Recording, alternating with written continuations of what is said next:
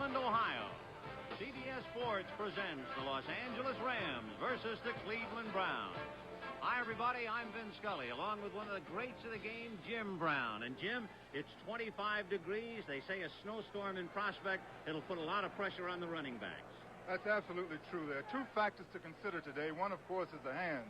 You must hold on to the ball. The turnover factor is very high, and it could be very dangerous. It could mean the loss of the game for either team. The other factor, of course, are the feet. I always like the very fast, hard, dry surface, but a lot of backs prefer a very slippery surface. Lawrence McCutcheon and Greg Pruitt are two of the backs in whose capable hands this game rests, but they're different kind of players. Very different, Vince. Greg Pruitt is the breakaway runner. He is the great touchdown runner who can go 80 yards, break a game wide open, take it over himself. McCutcheon is the team player who will do anything for you to see that you have a victory. There is one unknown factor in the game today, and that would be the new quarterback of the Cleveland Browns, David Mays, the doctor. Yes, he's called the doctor. He's a mad bomber, Dr. Bomb. He's a little eccentric, and that's probably the element that the Cleveland Browns need to win this game today. Well, David Mays and the Cleveland Browns come in here with a record of 6-4, tied with the Steelers. It's a must game for them. The Rams are 7-3. Let's go down and check the field right now. And, Jim, the logical question would be, when was the last time you played here in Cleveland? Well, Vince, I think it was around 1965, but I'm sure that our viewers are not interested in anything that happened in 1965. Well, take a look at Jimmy Brown wearing number 32. The uniform has been retired. In fact, the last game he played here in Cleveland, for the record, the Browns defeated the Washington Redskins 24-16, and JB was up to his old tricks and had a big day. But that's history, and this is 1977. Rafael Septien will be kicking off for Los Angeles. So the Cleveland Browns won the toss, and they have elected to receive, and we will immediately see about holding on to the football in this cold weather. Going back in the twin safeties for Cleveland right now, number 43, Mike Pruitt, and number 35. And 35 is Brian Duncan. Mike Pruitt, by the way, no relation to Greg. So Septien kicks it off, and it's Brian Duncan on the 6-yard line, up to the 20, 25, 30, met head-on and goes down at the 32-yard line. Rod Phillips at the bottom made the tackle. Here's the Brown backfield with Mays at the wheel, Cleo Miller and Greg Pruitt. The boys who should handle the ball, Paul Warfield, one of the all-time greats, along with Reggie Rucker and Oscar Rowe on the tight end. Up front, Deacon Shepard, DeLeon, Jackson, and Darrow. So the Browns, 1st and 10 on their own 31-yard line. They come in here 4th in offense in the AFC. Rucker in a slot left, inside Warfield. Pruitt, the deep man, out of the eye. Second man is Greg Pruitt, stacked up by Cody Jones, just about at the line of scrimmage. Very important play for the Rams, because as a member of the old Browns, they always like to get off a good first play. Greg Pruitt did not get a thing against that great Ram up front 4. Youngblood, Jones, Brooks, and Dreyer up front. The linebackers, Youngblood, Reynolds, and Robertson. At the corners, Thomas and Jackson. Safeties are Elmendorf and Simpson. So it is 2nd and 9 from the 32. Backs is split, and it's Cleo Miller following Greg Pruitt. Grabbed from behind by Jack Reynolds, and down he goes. Fine play by the middle linebacker, Jack Reynolds. Oh, yes, and Jack Reynolds has been a major factor in the last few games that the Rams have shown tremendous improvement on their defense. Loss of 1, 3rd down and 9. Well, you got a chance to see that again. You couldn't see too much, but once again, it was the great middle linebacker of the Rams, Jack Reynolds. So it is suddenly 3rd and 9, and we'll see if David Mays puts the ball up on the Brown 33. And he's going to dump it off and throw it over the head of the intended receiver, Cleo Miller. Right there to defend was Isaiah Robertson. Mays comes into this game with a percentage of 53, 5 interceptions. So David Mays goes 3 downs and has to surrender, and so it'll be Greg Coleman in there to punt for Cleveland. Coleman has averaged a little better than 39 yards a kick, his longest 58. One thing the Browns have been hurt on this year, punt returns by the opposition. Almost 20 yards a return So we'll see what the Rams can do with Cullen Bryant standing back on his own 30.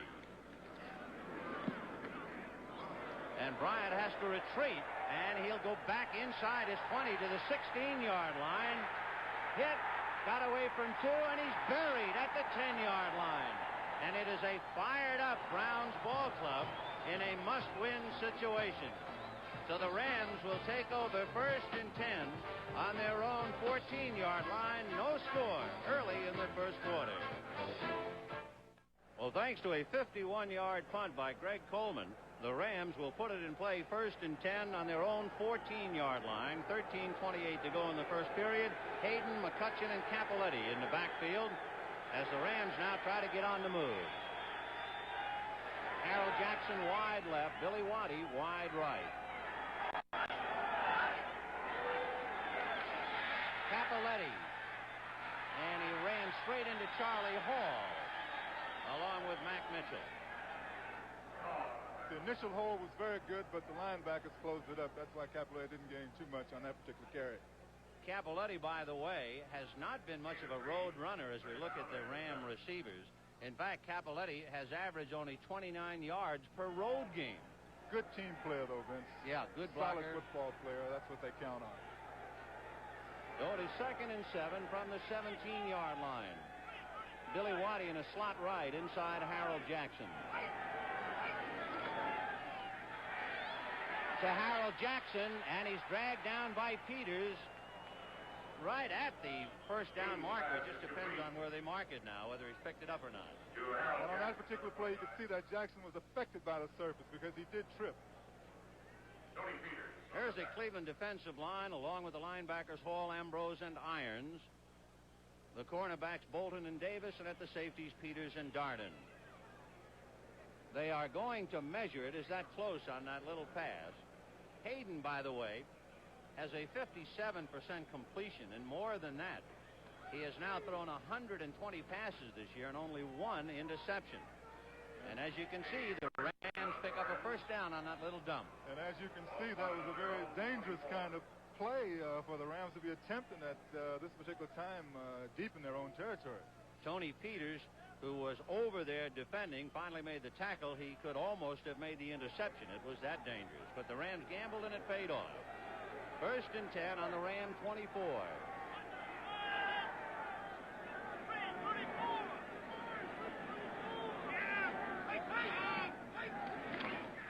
John Capoletti, and he is stacked up, among others, Gerald Irons. Cleveland Browns will be very emotional today. They will be playing what you call emotional football, which means that gives you an extra dimension. They're at home. They need this particular victory. People would not be too surprised if the Rams did not pass that much. It's interesting to point out Hayden only once this year has passed for over 200 yards. He passed for 261 yards and lost. 2nd and 9 from the 25. Lawrence McCutcheon with Horton blocking, and he goes outside. Lawrence McCutcheon, who is moving in on Dick Bass's record, and for that matter, his overall rushing and receiving, he is only 125 yards behind one of the great names in Ram history, Elroy Hirsch. And McCutcheon has done all of his damage in 5 seasons. That's remarkable, and It Bass took took Bass 10. 10 years, yes. They got it out to the 30, so it's 3rd and 4 from the Ram 30. Harold Jackson wide left. Billy Waddy in on a wing just outside Terry Nelson, the tight end.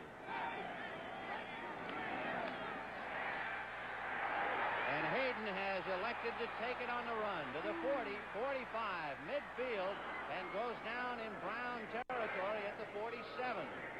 And once again, you see the value of Pat Hayden. He can scramble, he can take off, he can run. Let's take a look at it. Drops back. There's good protection. He sees it's wide open. He takes off.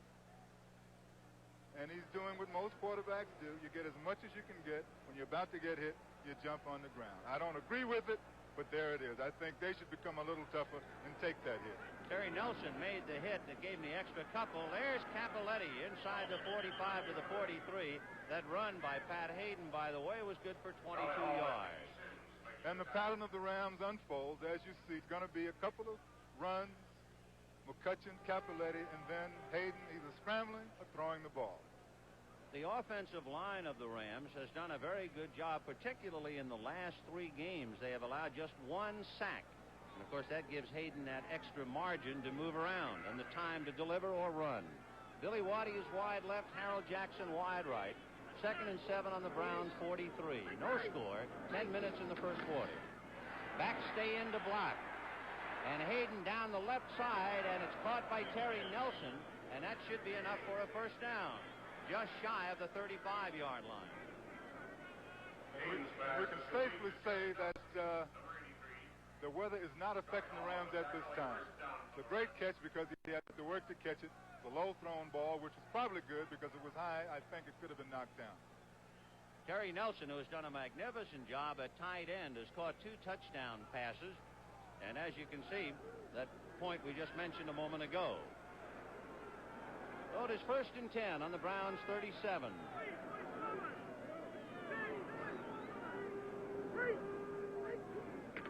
Hayden, a quick out to Harold Jackson at the 30. And he's grabbed and spun out at the 25 as Davis came over to wrap him up. Harold Jackson having a big year. And Hayden just rolling along nicely now, capped by that 22-yard run. Hayden right now is doing a tremendous job. He's picking his plays beautifully, contrary to what I said earlier. We might expect a wide-open game from the Rams today.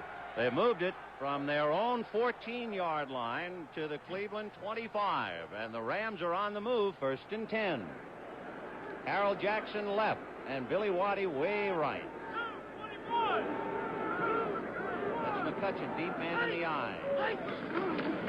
McCutchen inside a block by Rich Saul and got a yard or 2 before they drilled him back as the center tried to straighten up and open the door. It's very interesting, too, because as you notice, McCutchen was very high on that particular play. I think if he was a little lower, he could have gotten a couple of extra yards. Because Saul was straight up and trying to block out his men.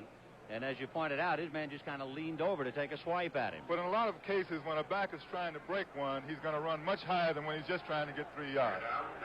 2nd and 7 from the 22. Billy Waddy in a slot right inside Harold Jackson. Hayden down the left side, and a great scramble by Billy Waddy, and he caught it in traffic at the Browns 11. Beautiful catch. I'm glad to see Waddy getting that confidence now. I hope they put him back on the punt return team soon, too. A most exciting young player, Billy Waddy, a rookie out of Colorado. Take a look at it. Protection once again is very good. Hayden drills that one in because it's in what you call a crowd. The Browns have given up an average of 18 points a game, so they are not noted for their defense, and the Rams trying to punch holes in them right away. Here comes McCutchen, and Gerald Irons grabs him, and he falls forward to the 6-yard line. Gerald Irons is quite a story. He was originally drafted by Oakland. He was traded from Oakland to Cleveland. And there's another note on Lawrence McCutchen, who is just about over a pinched nerve in his left shoulder. 2nd and 6, and the ball is on the Browns' 7-yard line. Harold McCutchen wide left and Waddy right.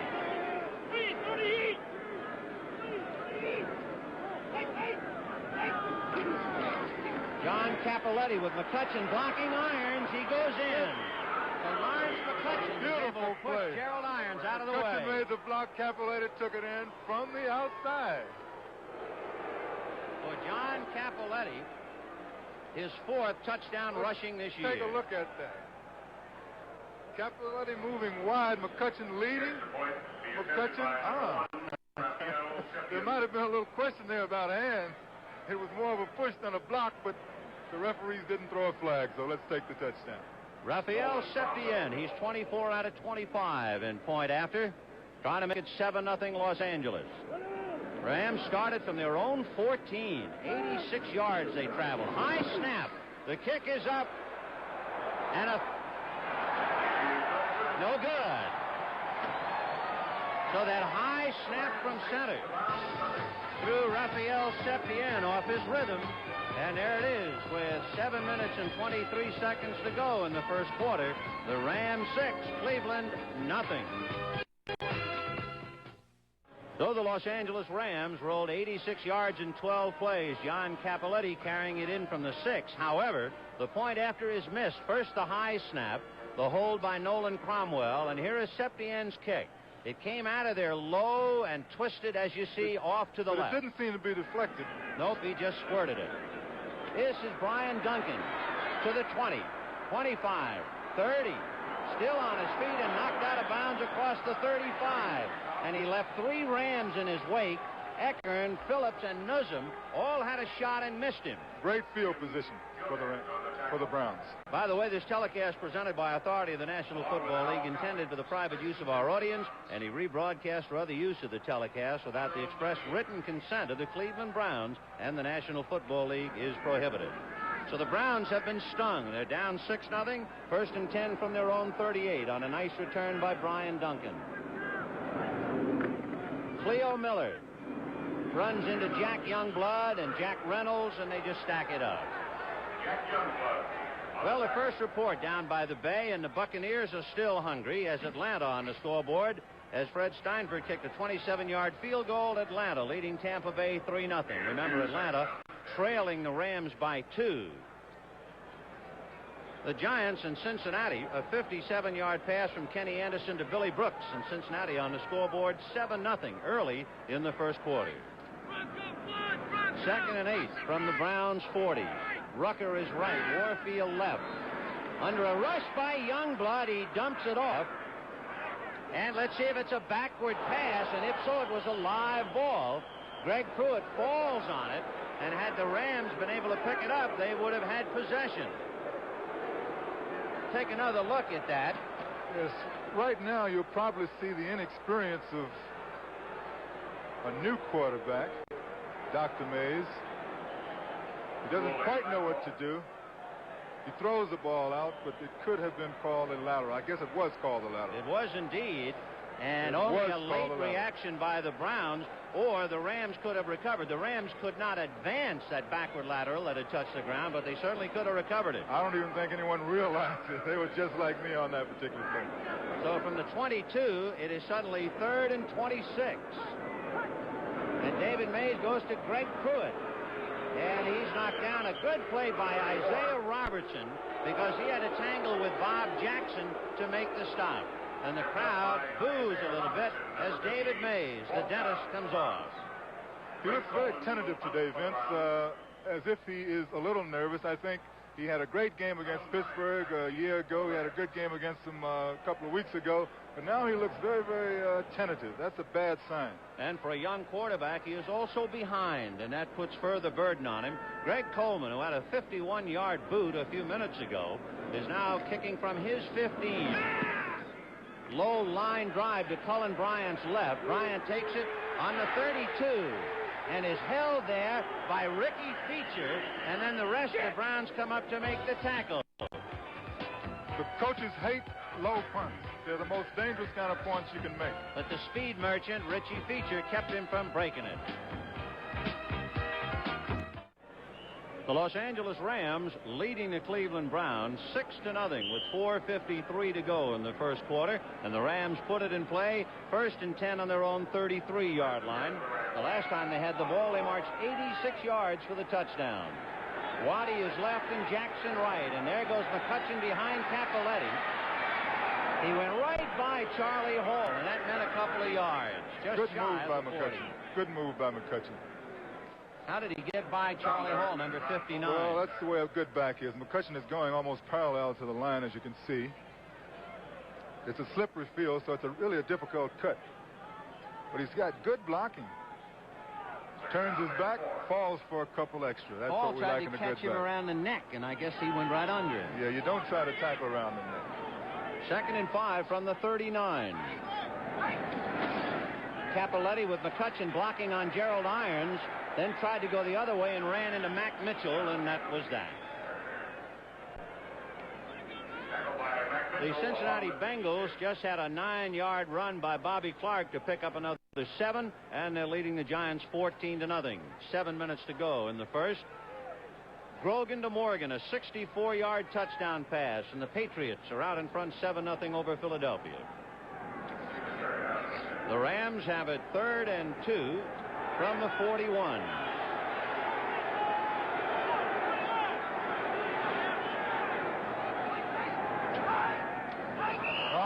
That was Sims who made contact. Mickey Sims, a rookie out of South Carolina State. And this is a perfect time to bring up an important point. Yes, it is. The Rams have been penalized only 65 times this year. But Cleveland has been penalized 95 times. The Cleveland record, 117. This club's liable to break it. How do you interpret that, Jim? Well, as I looked at that particular play, I interpret it as a very young type team, a very nervous team. But in other factors, it could mean that a team is very enthusiastic and very emotionally high, and they can make up for those errors. So it's encroachment, as you saw. Charge number 78, Mickey Sims. Automatic first down. The Rams pick up now on their own 46-yard line, 1st and 10. They started on their own 33. Waddy is right and Jackson is left.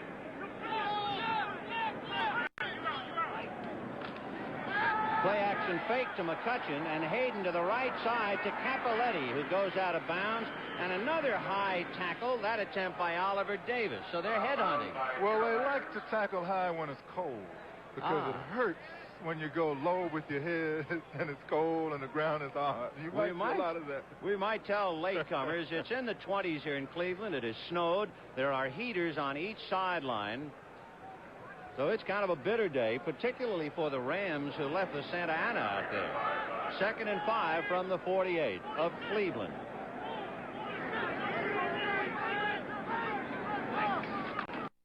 McCutcheon behind Capoletti, no hole, tried to go outside. Gerald Irons, number 86, wrapped him up. You know something, Vince? And McCutcheon is angry. Look at. Uh-oh. He is steaming. Let's take a look. Let's take a look and see just why McCutcheon is angry. He moves outside. That's There's a high Irons. tackle. That's Another Davis. tackle. They take him down. Joe Jones, I think, huh? Just a little extra weight on the head. Yeah. 3rd and 5 on the 48.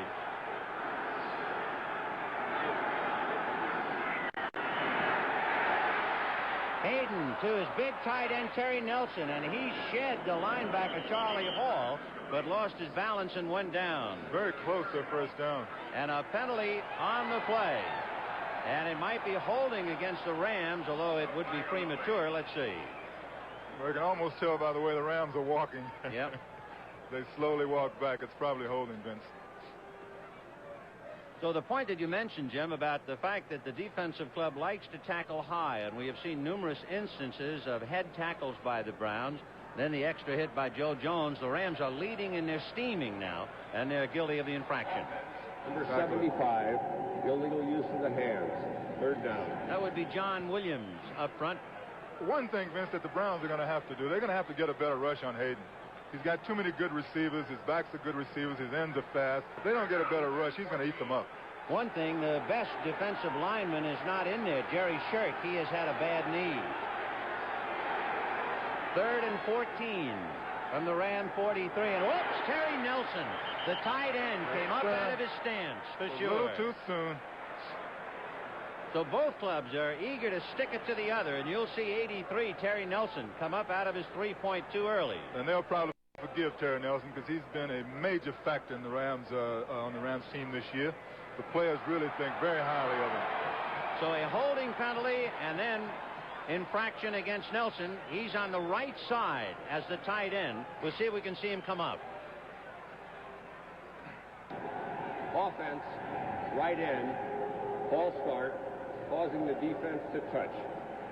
3rd down. There he goes. So that was a rather obvious infraction. It is 3rd and 19 for the Rams on their own 38-yard line. They're leading 6-0. 2:38 to go in the first quarter. Waddy is right and Jackson left. McCutcheon staying in the block. A rush by Joe Roan. All right. And that's just what you said. That's what we're talking about. You've got to get in there. They call him the Turkey, and that is his 6th sack of the day. Let's take a look at it. Good move, determined move. To the outside, took the good angle and made a fantastic tackle. He ran around John Williams, who had been guilty of holding, and it might have been that Williams was afraid to get a hand on him. On a hold, that's right. So Glenn Walker, averaging 35 a punt, back on his own 10-yard line. Raleigh Woolsey, a single safety on the Browns' 40. So he hangs it for Woolsey on his own 38. He's hemmed in by Jackie Wallace, and then the rest of the Rams swallow him up. You notice on that return, the Rams had it beautifully covered. The back really should have just smoothed upfield, taken his 1 or 2 yards, and not try to really break it in that kind of occasion. So the Rams are leading 6-0, 2:14 left in the first quarter. A reminder, next Saturday at 5 p.m. Eastern Time, the CBS Sports Spectacular will present the International Record Makers Tournament of Weightlifting, led by Russian World and Olympic Super Heavyweight Champion Vasily Alexeyev, plus the 9th of the decathlon in the World's Strongest Men competition. This, the refrigerator race. Competitors with 400-pound refrigerators on their backs, racing 40 yards against time. So we got the ice maker right here. That's right. The Cleveland Browns, with their 44-year-old coach, Forrest Gregg, out of Birthright, Texas, trying to get his ball club on the move. 1st and 10 on the Cleveland 38. Rucker is right, Warfield left. And Mays hit just as he was ready to deliver it. And buried immediately. And the guy who is steaming is Henry Shepard, because Henry Shepard was trying to keep him out and couldn't do it. And Mays went down. Well, the Rams' defense look as good as I've ever seen them right now. They are playing tremendous football. Atlanta at Tampa Bay, and the story continues. Haskell Standback goes in on a 1-yard run, and so Atlanta leading Tampa 10-0. Pittsburgh and the Jets are 6-6 with 4 minutes left in the first. 2nd and 10. Ball on the Cleveland 38. Greg Pruitt jumping over a block by Cleo Miller and gets out to the 42-yard line. Beautiful move by Pruitt. I think he got everything out of that one that he could. Let's take a look at him. Little drop step, which is what we don't like to have. Wait a minute, what's a drop step? Drop step is when you drop 1 foot back before you start. It takes a beat off of the time. You're a little slower. Okay, babe. So 3rd and 7 as Pruitt moves the ball out to the Cleveland 42-yard line. Warfield all alone going wide left. Rucker almost a tight end. And a dump to Cleo Miller, but Isaiah Robertson is right there to hound him out of bounds. Vince, you know something that's happening? They're afraid to let this new quarterback throw the ball deep. I mean, all of his attempts have basically been, he's been looking for the backs or for the short passes. But I think he's got to open up, become the mad bummer, you know. That's what he did last week when they beat the New York Giants. He just dumped off most of the afternoon. Well, he's not going to be able to just dump off today. Well, he knows it now. The dentist has had a tooth of his own pulled by the Ram defense. 4th and 13 from the 35, and Greg Coleman will be kicking from his own 25. And Cullen Bryant all alone on the Ram 20. A rush by Pat Thomas, but he got it out of there. And there's a flag roughing the kicker. Cullen Bryant will return, but it's going to be a penalty, and the penalty will be against the Rams. And this is one of the worst penalties in football. Believe me, it means they get a first down, you don't get the ball, and it is the worst, in my opinion, penalty in football. Well, you'll see it bring it back, and if we have it on the disc, I believe Pat Thomas was guilty of the infraction. Thomas, who had a block punt against San Francisco, trying to smother Greg Coleman. Whenever they call for a block punt attempt, I used to die because really running into the kicker. First down. Well, there it is, running into the kicker. Automatic first down. Big play for the Browns to keep their drive, at what you want to call a drive, alive. Started on the 38, they're now on the 41. That's some drive. That's not even a park. 3 yards. Greg Pruitt across the 45-yard line. The little man trying to make him go. Dave Elmendorf along with Isaiah Robertson. Isaiah Robertson and Dave Elmendorf making the tackle. You know, Jim, you were talking before about drop step. We might explore that a little bit more. You talked about one foot going back to push off. Yes. Why is that wrong? Well, it's only wrong because of timing. You lose timing, actually. A lot of backs do it because it's easier, but also you would always like to have just one step where you move straight out. 2nd and 5 from the 46. And Mays throwing complete to Pruitt. Flag on the There's play. the flag. Jack Reynolds tried to knock it down and missed the ball. Oh, let's see. A flag is down. Preliminary signal would be against Cleveland. So the first time Mays able to throw the ball downfield at all, and the play is nullified. Actually, a very good pass, too, because the coverage is good. Offense, illegal use of the hands. That would be Barry Darrow trying to give David May a little bit of time to set up, and he's guilty of holding. Now he's going to have to come back and pass. He might try to give Pruitt a draw play, which I think would be a good call at this particular time. If he's a little doubtful about his passing, try the draw, because I know the Rams are going to expect to pass now. Yeah, it's certainly a passing situation. 2nd and 16 from the Cleveland 35. 6-0 Rams, 30 seconds to go in the first quarter. Well, he goes Miller on a sweep behind Pruitt. He gets across the 40 and is driven out at the 44-yard line. Jackie Wallace and Isaiah Robertson charging him for the real estate. Cleo Miller, a 4-yard career average. Last year, a friend's van ran over his leg and injured his ankle and leg. 2 days after his first game. He missed 2 and came roaring back. The tough nut, 5'11", 202. Good all-around football player. 3rd and 7 from the Cleveland 44. Warfield is left and Rucker right. May waited too long. He was looking to Cleo Miller to dump off, and Jack Youngblood just ate him up. Well, it seems a little casual out there, Vince. I don't understand that. He seems to be just floating back instead of really driving back, and he doesn't seem to really know exactly where his receivers are going to be. He seems to be depending on dropping the ball off. Let's take a look at it. He sort of floats back. Sets up. He looks to the left. It's not there. And he looked for his back. But I think he's going to have to speed it up. Coming down to a few seconds in the first quarter, Greg Coleman will be asked to kick it out from his 25. And there's a flag on the play as Coleman kicks. Cullen Bryant retreating to his own 20. Fumbles, but it's recovered by Nolan Cromwell, who is smothered at the 23. Oh, what a hit. Cullen Bryant hit on that play, and the man who slugged him so hard to jar the ball loose, one of the members of the special teams, Mark Johnson.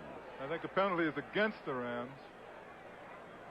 There's no time left in the first quarter. 55, defense, offside, decline. First down.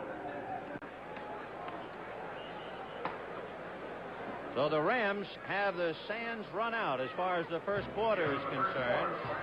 The Rams went 86 yards. Capoletti came in for the score. 6-0 Los Angeles at the end of the first quarter. There's Chuck Knox, coach of the Rams, the winningest coach for the Rams, and he has them 7-3 going in and leading 6-0. 1st and 10 on the Ram 23. Hayden setting up, dumps it off to McCutcheon, a one-man screen with Horton fighting and knocked out. Horton was one-on-one with Peters, and Peters just held it up, and out he went. McCutcheon used his block very well. He made an inside fake, came back to the outside, and got all that he could get on that one. Forrest Gregg, great name in Browns history and Green Bay. He was also the offensive line coach at San Diego and offensive line coach here before taking over for Nick Skorich. He played with one of the better lines in professional football, Green Bay Packers. John Capoletti trying to go outside, and he does, and a necktie tackle by Tom Darden as he goes out of bounds. There's a flag on you. Tom Darden on the tackle.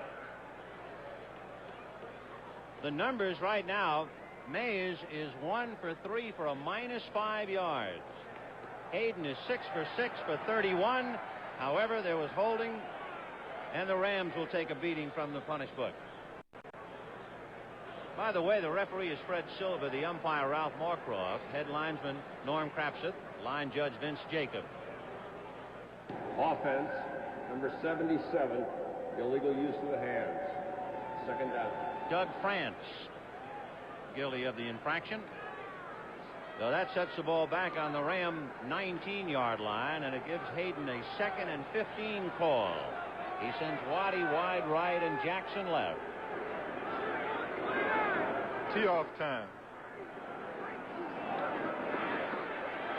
And Hayden's going to dump to Capoletti. They set up a screen, and he got out across the 25. There was almost a clip. It was very close. Very, very close. Rick Saul got away with it, but boy, that was a close.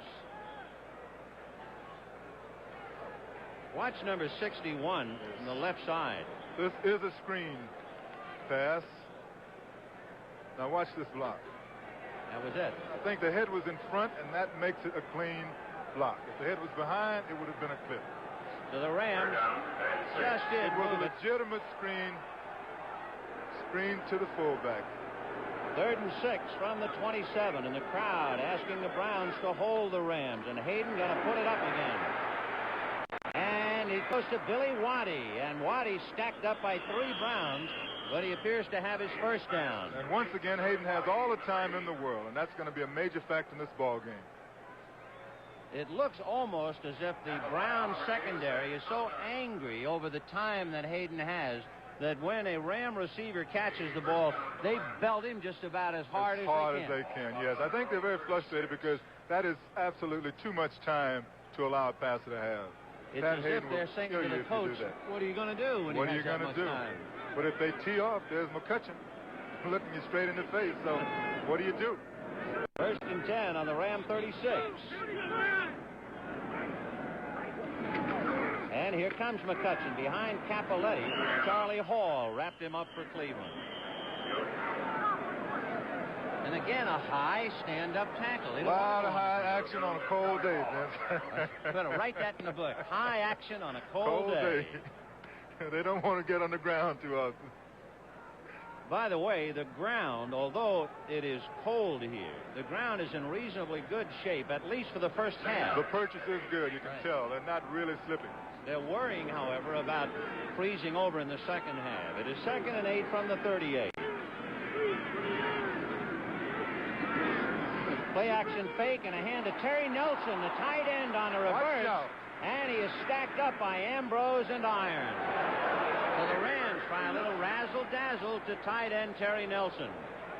Body tackle by Joe Jones, number 64. Well, Nelson almost got caught behind the line, but being a big guy who's fairly flexible, I might use that word, he got by.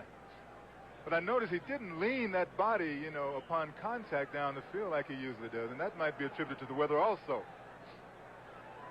And I hate to keep talking about it, but once again, weather is a factor. A lot of these players aren't as courageous as a lot of you viewers might think.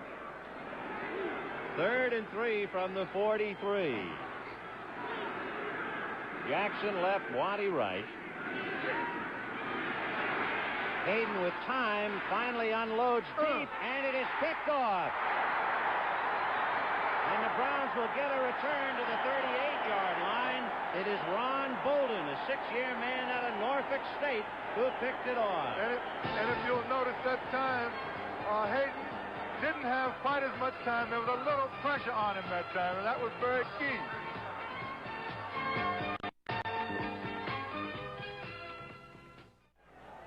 Don't forget, the final 2 rounds of the Mixed Team Championship will be televised from Largo, Florida next Saturday and Sunday, December 3rd and 4th, starting at 4 p.m. Eastern Time. And what names?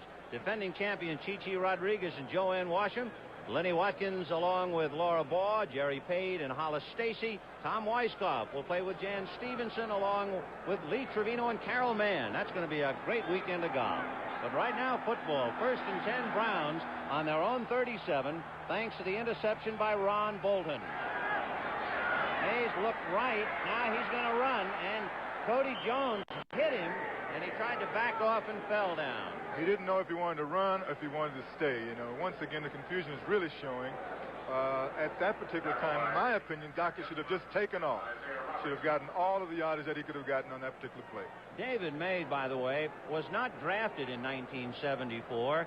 There were 18 quarterbacks picked that year, and interestingly enough, there are only 2 of them left. Kim McQuilkin, backup quarterback Atlanta, Danny White, backup at Dallas. Good information, Vince. Hey, Jimmy, yeah. 2nd and 9 from the 38. And May's finally throwing down the middle. And was it caught? It was by Paul Warfield. Paul Warfield. What a name. One of the all-time greats. The Rams don't like it, but it was a clean catch. Paul Warfield, with that catch, moves the Browns into Ram territory. One of the all-time great pass receivers. We take another look at it. Number 42. Yes, sir. Used to have the best moves in football. Boy, he shoestringed it all right. What a catch. Oh, buddy of mine. You know, he played when I played. Oh. That's right. This is 14th year. Oh, not so old after all. No, indeed. 1st and 10 from the Ram 47. And Warfield in a slot right. Fumble. May goes down. And I believe the Rams recovered. They did. So David May fumbling the handoff. And the Browns are sputtering, and the Rams are leading with 10 minutes, 44 seconds to go in the second quarter. Los Angeles 6, Browns nothing. Next Sunday, the NFL on CBS. These regional games: Chicago, Tampa Bay, St. Louis, New York Giants, Washington, Buffalo, Detroit, Green Bay, Philadelphia, Dallas, San Francisco, Minnesota. Coming up next Sunday on CBS, and snow is coming here in Cleveland as the Rams take over 1st and 10 on their own 47, and they're talking about 3 to 5 inches when it comes. Waddy is right, Jackson left. McCutcheon. Good hole, good hole. A frustrated David May standing on the sideline watching. Yes, I'd like to make a point about that. You know, when a new player comes in the first game, he doesn't really know what he's doing, so he does things, and sometimes he plays a fantastic game. But then he has a week or so to think about it, and the newspapers are writing about him, the pressure mounts, and then that is the test for that new player. And then they suddenly say to him, and by the way, this is a must game. A must game, yes. Now, what do you do about that? Unfortunate for the Browns, but that's the way it is. 2nd and 7 from midfield. And Hayden, who was intercepted last, gets it off, juggled, and was it caught or dropped by Terry Nelson? I think they're going to give it a catch. It was caught. Great catch by Terry Nelson. By the way, we take another look at it.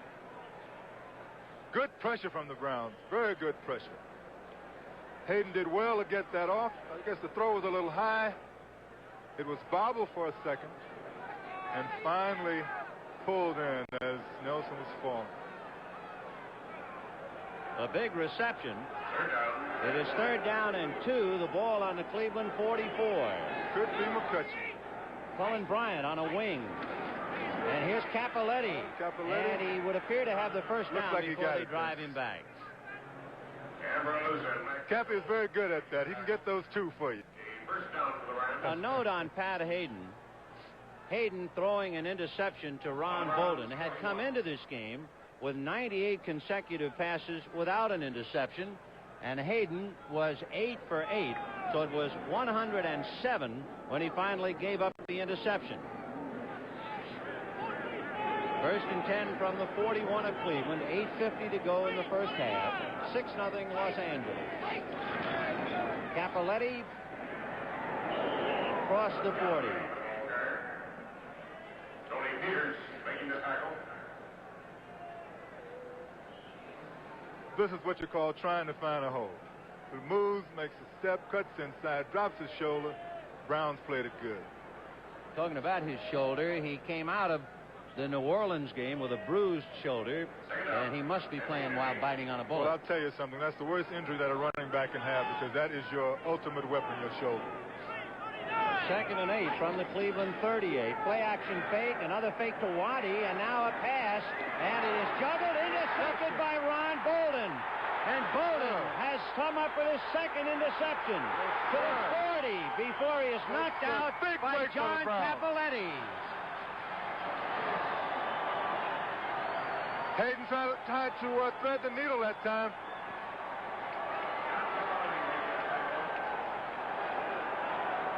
Good fake, fooled everybody. Tried to thread the needle. It's a great interception, almost backhanded. You can see the ball is very slippery. Almost lost it just running it. Good blocking out front. A great break for the Browns. So Cleveland takes over, 1st and 10 on the Ram 38. And now Rams leading. Time for the doctor to go to work. 6-0 Los Angeles. David Mays looking, got it away while being hit, and it's to Warfield, broken up by Monty Jackson. Well, he kind of threw that one up there. Monty Jackson on recovery. For Warfield, in going down for a touchdown pass, he's the guy to throw the bomb to. He has caught 85 in his brilliant career. There's an excellent defensive play. Monty Jackson, a strong man in that secondary, knocking it down. Good position. At Position least is probably the most up. important thing. Yes, he did loosen up on. I expected that. But the Rams defense is not going to let him loosen up too much. They're really coming in today. 2nd and 10 on the Los Angeles 38. Warfield in a slot inside Rucker. And it's Pruitt. Pruitt got across the 35, and he did that all by himself. Yes, he's been doing everything by himself. The Rams are not giving up anything on the ground today.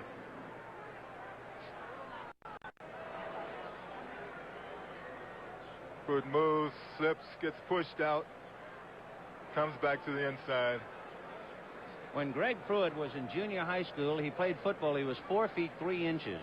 Then when he was a freshman at Oklahoma, he was 5'7", and now here he is in the big leagues at 5'10". Well, that's why he has that attitude. All little guys have an attitude, and he says he's the fastest man in the 40 in the National Football League. 3rd and 8 from the Ram 35. Mays going deep. He led him by a foot. There's a flag on the play. Pass intended for Reggie Rucker. Pat Thomas defending. It might be against the Rams.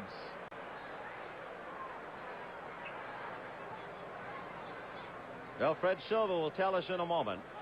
Well, the line of scrimmage was the 35.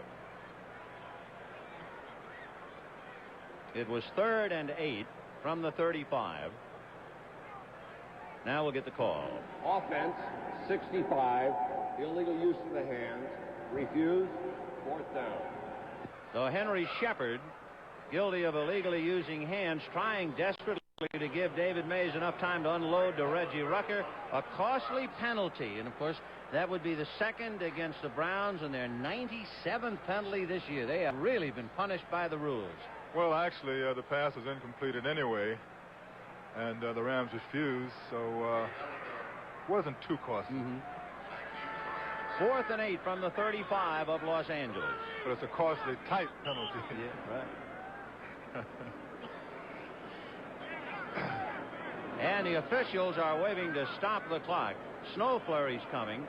They said that we would get a snowstorm anywhere from 3 to 5 inches. It started off this morning. It was 10 degrees at the airport. There are 11 seconds on the 30-second clock. 11 seconds, not 4. On the 30-second clock, it was down to 4, and now they're saying, no, there are 11 seconds. Greg Coleman, by the way, the punter, as far as Greg looks on with snow flurries coming down. Coleman might be the fastest man on the Brown squad, so you always wonder about sometime he's liable to take off on you. This time he gets it for the corner and kicks it out inside the 10. Great kick, great kick. To the 6-yard line. Coleman has kicked 19 and now 20 down in the Coffin corner.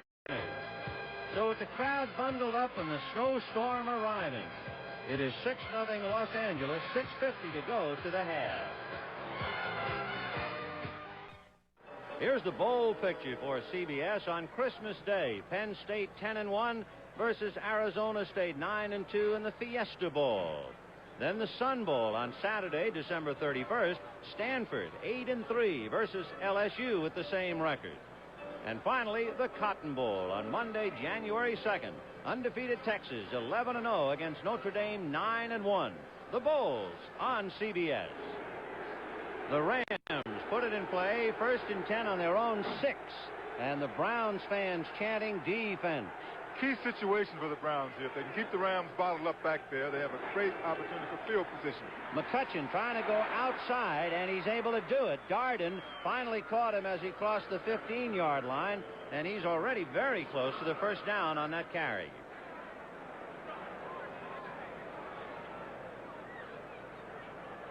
The Rams come in with a record of 7-3. The Browns are 6-4. There's Isaiah Robertson trying to stay warm. I call him the coach. When I want some information, I go to Isaiah because he will talk. Yes, yes. You know, it's interesting, Vinny. These modern football players, they can do a lot of things that we couldn't do. You know, like I could never make statements that Isaiah has been making.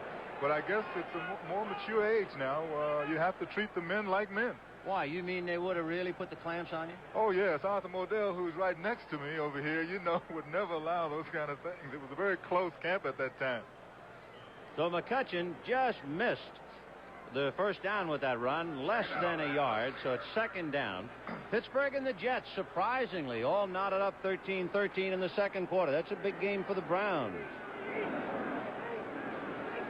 And it'll be Cappelletti, and he's got more than the first down, driving almost to the 25. And once again, you can see those moves of Cappelletti. He doesn't have the speed, but as I said earlier, he does have certain kinds of moves. Now watch him. This is when a back is working. The hole is closed up. He looks to the outside, comes back, make a good cut. Didn't get his shoulder down enough at that particular point. Could have gotten more yardage. I told him about that a couple of weeks ago. Yeah, he ran around a pretty good block by Terry Nelson. He tied up 2 Browns on the corner to help get him outside. So it's 1st and 10 on the Ram 24. And here comes Cappelletti the other way. McCutcheon blocking, but he couldn't get it off. McCutcheon was trying to block Gerald Irons, but you see 86 right in the thick of things. 2nd and 4 from the Ram 30. Hayden looking left, throwing high, caught by Harold Jackson as he goes out of bounds. Good enough for the first down. They'll spot it at the 37. Good move, good play selection on Hayden's part. Goes back short. He's only about 3 yards back. Looks over. That play was definitely designed to go to Jackson on the side. There was probably no other options. Designed to get the first down. So the Rams, you remember, after the punt went out on the 6-yard line, have moved the ball out to the 38. And it's 1st and 10. They picked up 31 yards in a hurry. 6-0 Los Angeles. McCutcheon grabbed from behind by Joe Jones, and down he goes.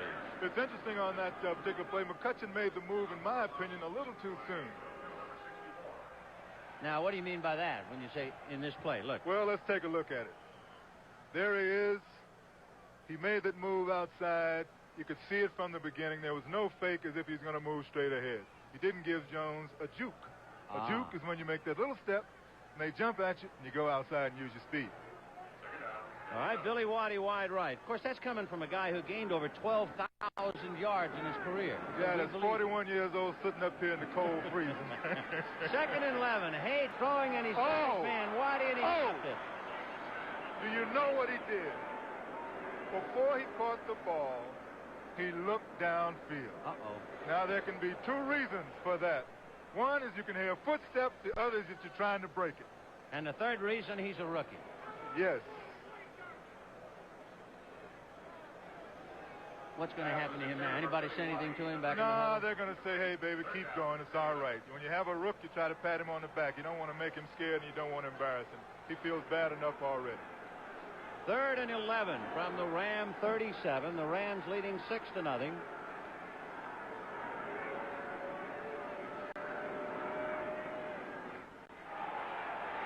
Hayden going to dump it off to Cappelletti, and right there is Gerald Irons hanging on, and Sims wraps him up. Well, Cappelletti turned around, looked like he was a little surprised to see the ball, put it in one hand, which is very dangerous, and the Browns are very happy because they were able to stop the Rams at this particular time. So they have stopped the Rams other than by an interception, and now Glenn Walker will be punting to Raleigh Woolsey, the single safety man who will be looking up into the snowflakes on a typical Walker hang punt. You know, lucky for the Browns today, they've been making what you call a big play, 2 big interceptions because their offense has really been sputtering, yet they're still in this ball game. With 3:40 to go to the half, Walker hits it high, and Rollie Woolsey fair catch on the 35. So the Browns will put it in play. 1st and 10 from their own 35-yard line. We have 3 minutes and 31 seconds to go to the half, and the Rams leading 6-0.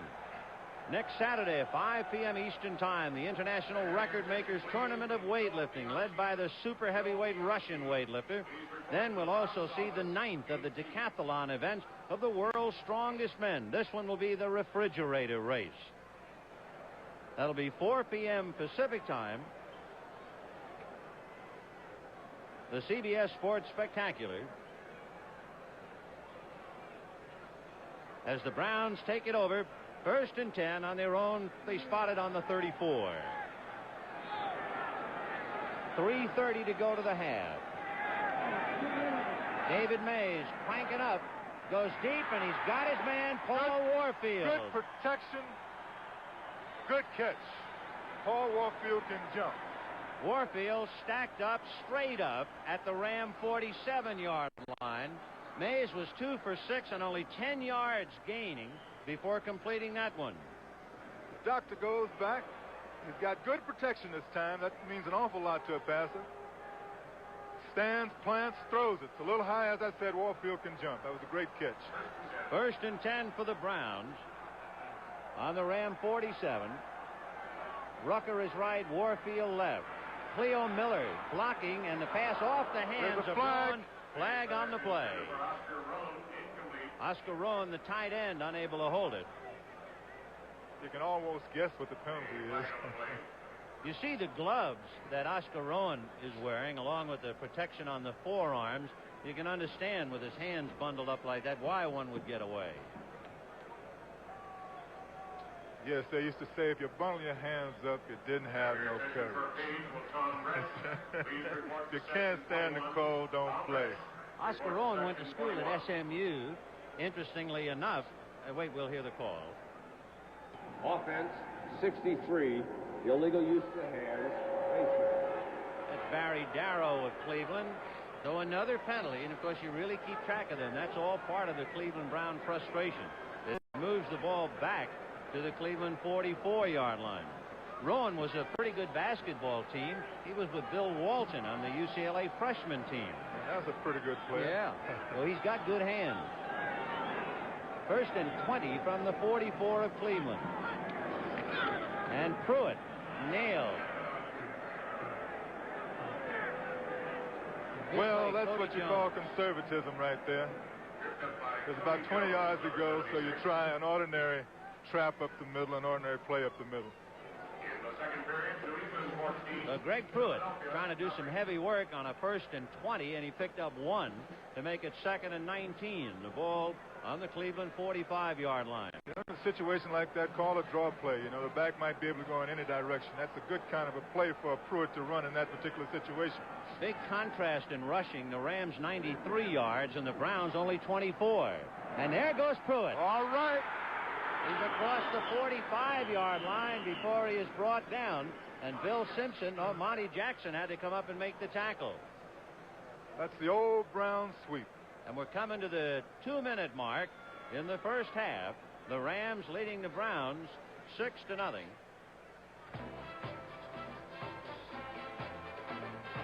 Well, the Rams went 86 yards the first time they got the ball, and they're trying to make it stand up in the snow in Cleveland.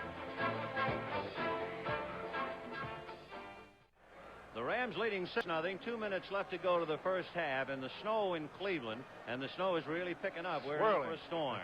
It'll be 3rd and 7 for Cleveland on the Ram 43, and you call this a typical Brown sweep. Yeah, that's when you bring everybody out. The 2 guards, the other back has to block. Pruitt made a great move there, and that's his forte, believe me.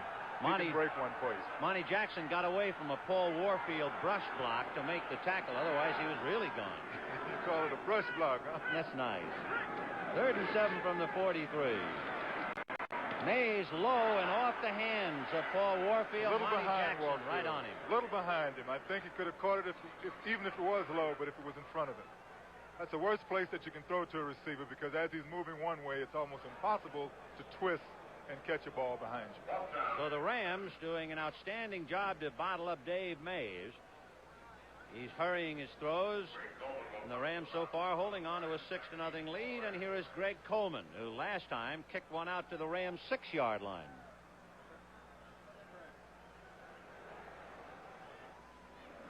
Rams not coming, and Coleman angles. However, he doesn't go to the corner. He goes to Cullen Bryant. And Bryant gets out to the 20-yard line, and a Browns team picture there to envelop him. Yes, that's the big fella, Cullen Bryant, about 245 pounds returning punt. And I'll never understand that, but maybe Billy Waddy still has to get himself acclimated a little better. Mixed Team Golf Championship, 4 p.m. Eastern, Saturday and Sunday, December 3rd and 4th. Chichi Rodriguez and Joanne Washam, the defending champs. That's 3 p.m. Pacific time, Saturday. 1st and 10 from the 19 for the Rams. McCutcheon trying to go wide, and he succeeded and picked up a first down. The Rams are punching holes in that Brown defense on the ground. They're able to do it very well. Yes, they are. As you said, Jerry Shirk is not in there. Jerry Shirk is an all-pro, Pro Bowl contender. He's a great football player. When you have one of your great up-front four out of there, it's always very difficult to fill the spots. And they're working on Mickey Sims, among others. So the Rams move it along 1st and 10 from the 31, leading 6-0. Hayden down the middle, and he's got tight end Terry Nelson, and it'll take a gang to bring him down. Oh, yes, and he's still not down. Not till he gets across midfield. Boy, what a year Terry Nelson has had. Big Terry. Now, that's a whole lot of weight, a whole lot of speed, a whole lot of agility. He's 6'2", 230. Terry Nelson put Charlie Young on the bench, and you can see why. But it doesn't mean that Charlie Young isn't as great as he used to be. It only means that Terry Nelson has done a tremendous job, and he got a head start. And whenever you have a man that get a head start on you, watch out, because in pro football, you have a lot of skilled players. You never want to sit on the bench 2 games because you might never get back in there. Ron Bolton must have felt like he had a bull by the horns. He finally was able to wrestle Terry down, but not before Nelson just forced his way into Brown territory to the 49-yard line, where it's 1st and 10. Well, actually, the tight ends and your defensive linebackers are probably your supermen of professional football, because they're usually 6'2", from 225 up, and have agility and strength. And Bolton's only 170. Yes, sir. What do you do with 170 pounds? Call for help.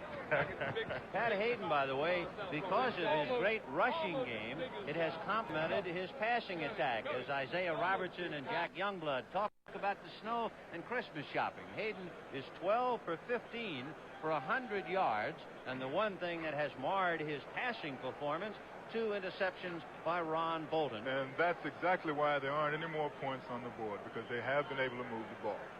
And they're moving it again now. However, time becomes an ally for the Browns. 58 seconds to go. Second quarter. And if the Browns can get out of here being down only 6 points, it means they have done a tremendous job in this first half. Billy Waddy is wide right. Harold Jackson wide left. Play action fake to Capoletti. Joe Jones. Fantastic move. He ran over Greg Horton. He ran over, jumped over, and showed that a man that size can have the agility of a ballet dancer.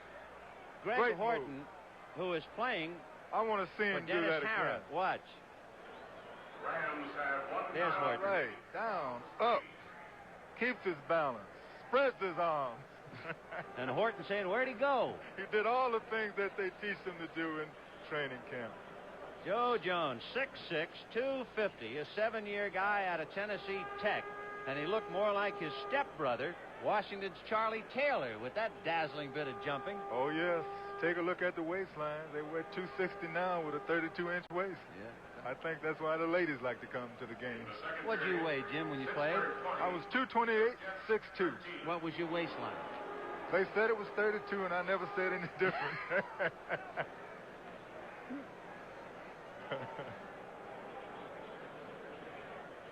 Chuck Knox talking to Pat Hayden, leading in the ball game 6-0. The Rams scored the first time they got the ball. They went 86 yards in 12 plays. Hayden on a 22-yard scamper set it up, and eventually Capoletti scored from 6 yards out. It's a dangerous situation when you move the ball on a team and you don't score, because suddenly that can be turned around. And if they get hot and they score a couple, then you're really in trouble. Well, there's a little girl thinking about Christmas, among other things, in the snow. 2nd and 20 from the Ram 42 after that sack by Joe Jones. Waddy right and Jackson left.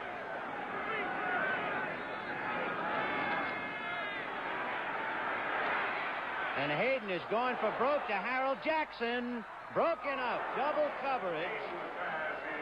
And Jackson was with standing room only with Darden and Davis. That was anybody's ball.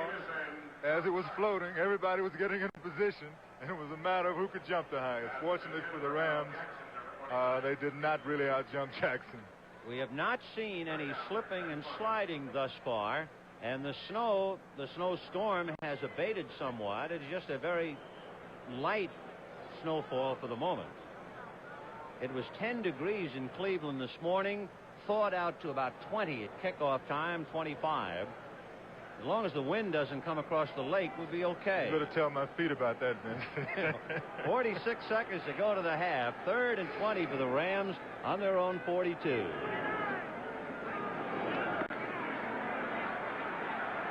Hayden, a lot of time down the middle to Billy Waddy. Waddy, however, not enough for the first down.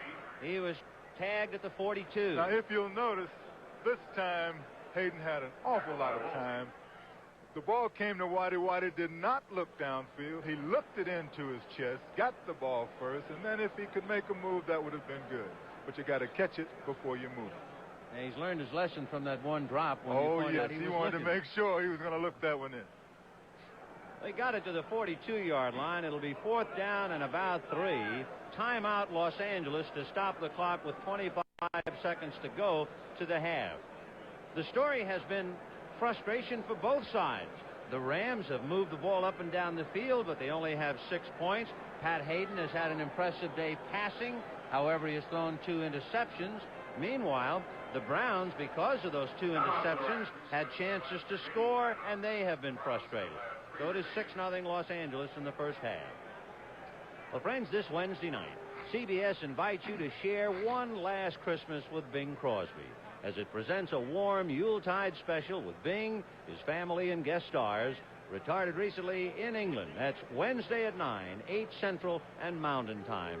Bing Crosby's Merry Old Christmas.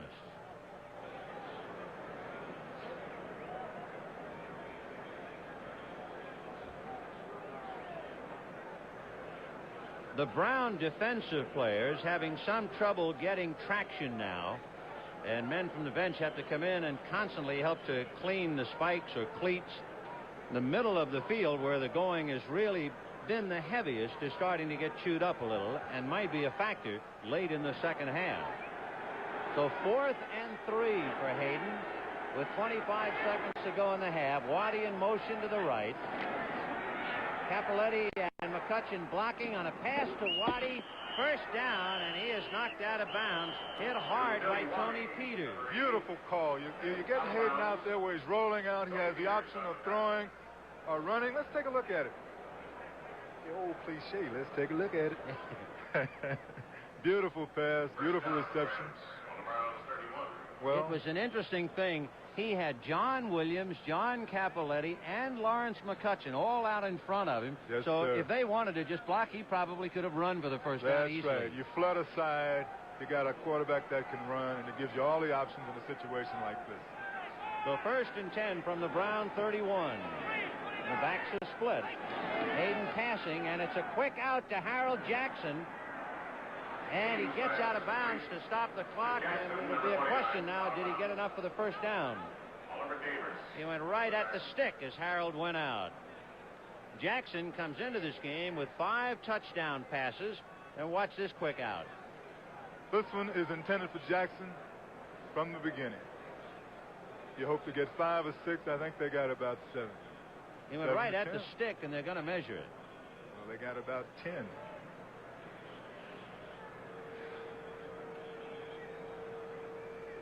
That's great productivity for a play that's designed like that. It's also the kind of a play that if there's one wrong move, a guy like Jackson can go all the way. It's going to be awfully close. We're short by inches. And apparently short by inches. Cullen Bryant is coming in from the bench now, and you can see the distance of the chain to the pole itself. That's about the distance they needed for the first down. Look at that nose. Well, the first down is not going to be too important right now because you got 15 seconds. I think you're either going to set up for the field goal. You take a shot at the touchdown, you be careful, and you set up for the field goal. The Rams are leading 6-0. They have the ball on the Cleveland 21-yard line. Second and 1. Is where you don't want to make a mistake. Cullen Bryant is in there with John Cappelletti now as they give McCutcheon a breather. A fake to Jackson, then a down and out to Jackson, no good. And a flag. Interference evidently will be called against Oliver Davis, a rookie. He seemed to face guard Harold Jackson right out of it. He never looked back for the ball. He was looking dead in Jackson's face. They do not teach you that. He should have got his position. He should have looked back for the ball. He knew there was only so much space behind him. On the 1-yard line. That I would call face guard, interference, and everything else. So for the rookie out of Tennessee State, who was a 4th-round draft choice, a very, very costly mistake. And again, we reiterate that point. The Browns have been leading in penalties, and now a big penalty might really wreck their whole first half. First and goal, 9 seconds to go in the half. Full house backfield. Hayden rolling behind Bryant and throws it away. Very smart move on Hayden's part. He didn't have it. He threw it away. He didn't lose anything. And he also stopped the clock. Now, by stopping the clock, Raphael Septien will be coming in to kick. Septien is 11 for 19 in field goal attempts, but he has been dynamite inside the 35-yard line. He is 11 out of 12. So this should be a chip shot for him. On a cold day, you never know, Vince. It's a very important 3 points.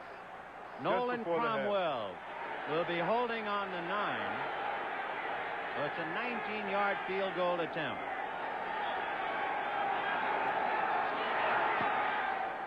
He got it up and good. So Septien picks up a big 3 points thanks to that infraction in the end zone charged against Oliver Davis. And as the half comes to its conclusion, the Los Angeles Rams, who came in here about a 2-point favorite, have shut out Cleveland during the first half 9-0. And Cleveland has done a pretty good job offensively in the AFC, but not in the first half against the Rams. So at halftime, Los Angeles 9, Cleveland nothing.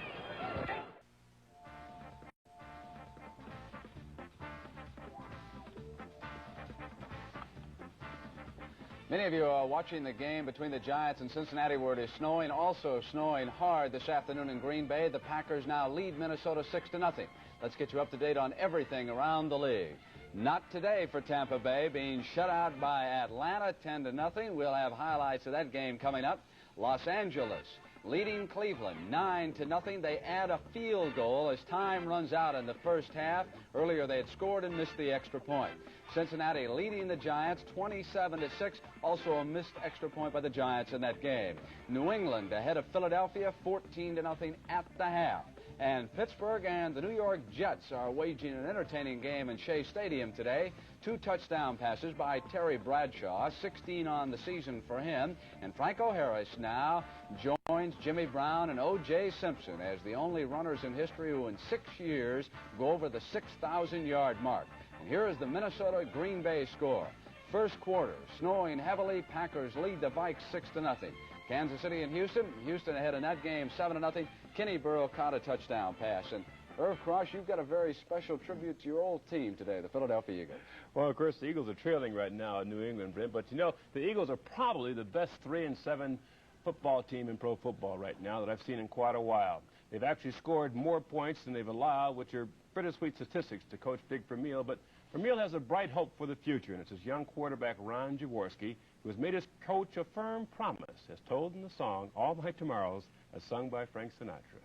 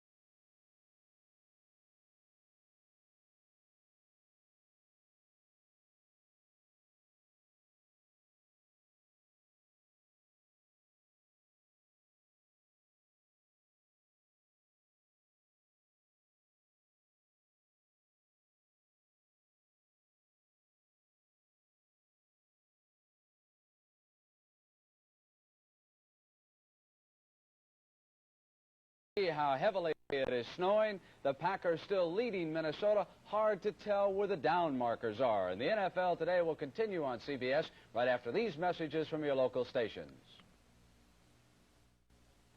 The Tampa Bay Buccaneers 0-24, and as Jimmy the Greek told you, their 12th quarterback change today as McKay went to Gary Huff. But Huff wasn't doing much better. Picked off by Roland Lawrence of the Falcons, and what a nose for the ball he's had. Here's Haskell Standback for the touchdown. 10-0 right now. Irv, what do you got? Brent, you know, in Cleveland's Municipal Stadium, the Rams lead the Browns by a score of 9-0, which is sort of surprising because both teams have high-powered offenses. Pat Hayden, for the Rams, who has a hot arm, can't find anybody open here as he goes off on a scramble here for 23 yards. His first quarter action down to the Cleveland 47-yard line, which sets up this scoring opportunity by John Cappelletti from the 7-yard line. John goes in. The score is 6-0. Extra point missed, and that's where things stand. Later, late in the second quarter, Raphael Septien comes in, kicks a 19-yard field goal. The Rams lead at halftime, 9-0.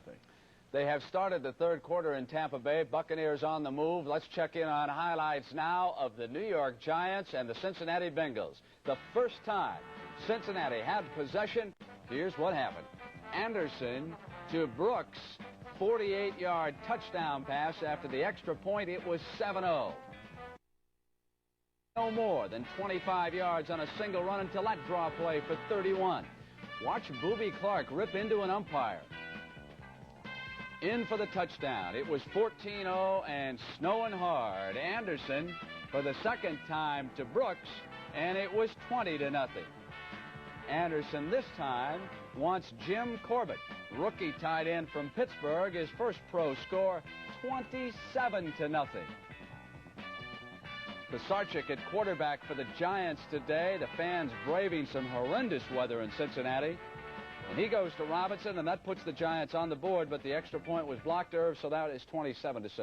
You want to know what's happening to the Philadelphia Eagles? The New England Patriots, of course, Patriots lead that game at halftime by a score 14-0, and Steve Grogan has done it through the airwaves. Grogan, who does have a strong arm, goes to Stanley Morgan, the speedster out here, who simply beats the Eagles' defense deep, goes all the way in for a touchdown, drawing first blood. New England leads 7-0 in the first quarter. Grogan this time goes to his running back, Sam the Bam Cunningham, on a screen play down here to the lower end of your screen. Cunningham takes the ball along the sideline down to the 16-yard line, where Grogan has a chance to go to work again. Going to the air to Darrell Stingley. He latches on, touchdown. New England leads 14-0. The Eagles had a chance for a field goal, but passed it up here because their newly acquired kicker, Ove Johansson, missed 2 earlier field goals on a 4th down play. Jaworski sacked, and that's where it ends at halftime, 14-0. Irv, I was just checking, and down at Tampa Bay, they're on the move. Minnesota has the ball back, but let's show you what has transpired in Green Bay with the Packers ahead. This is the play that gave them the opportunity. McClanahan coughed it up, and Green Bay recovered. Harold scooted for a first down. Boy, I'll bet the officials are having some job trying to measure on a field like that, aren't they? Whitehurst, young quarterback on the keeper, got in, and that makes it 6-0 right now. And of course, Minnesota really must win that game because they got a tough schedule. They still play Oakland, and they're trying to stay ahead of Chicago. But you know, on January 2nd, the Cotton Bowl is a classic. Texas against Notre Dame. And Jimmy the Great, give me your early line on the Cotton Bowl. Who do you like in that contest? After watching Texas yesterday and Hilly ate Texas A&M, originally I thought it was a toss-up, but now you've got to go to Texas, a slight favorite. Not too much. You call that a razor's edge, right? I would call it like a field goal, maybe. Okay. All right. The NFL Today will continue on CBS in just a moment. The announcement was brought to you as a public service by the National Football League. It's halftime here at Cleveland Stadium. The Los Angeles Rams, 86 yards in 12 plays. John Cappelletti went over from the 6, and a 19-yard field goal by Rafael Septien, and the Rams are leading the Browns 9-0. I'm Vin Scully along with Jim Brown. JB, you have played in all kinds of weather. Yes, I have. It's cold today. What's the coldest game you ever played in? I would say the last championship game in 1965 against Green Bay, at Green Bay. That was called the Siberia of the National Football League at the time. How'd you do? Oh, my goodness. You mean you don't remember? I mean, we lost. Oh, then I know why you don't remember. Well, any surprises so far in the ballgame? Not really. The only thing that I think is a major factor is the inexperience of Dr. Baum. Mm-hmm. He has been jittery. I also think that the Browns up front 4 has to do a better job on their rush, their pass rush. Yeah, we've noticed, especially late in the second quarter, almost after every play, someone would come out and help clean their spikes as if they're telling everybody they're just not getting enough traction. Yeah, it's very difficult for that defensive lineman to get off on a good start when the field is a little slippery like this. I think an important factor in this ball game is the 3 points that the Rams got just before the half. Psychologically, it's very, very important. Mm-hmm. One thing, too, the Rams are playing on the same field. They haven't gotten to Mays that much. Youngblood sacked him once, but evidently they are still able to put enough pressure on him to make an inexperienced quarterback force his hand. Yes, I would say that the Rams up front 4 would be a little better with Shirk out now, and they have put a little more pressure on the doctor. Yet the doctor is floating back there. He's not sure of himself, and we can understand why. We'll see what Forrest Gregg does in advising his ball club. And right now, let's check some numbers on the first half. We know that the Rams are leading, and here would bear it out. And perhaps the key, the yards rushing, as the Rams have rushed for almost 3 times as many yards as Cleveland, therefore setting up the passing game. And look at the shocking numbers in passing.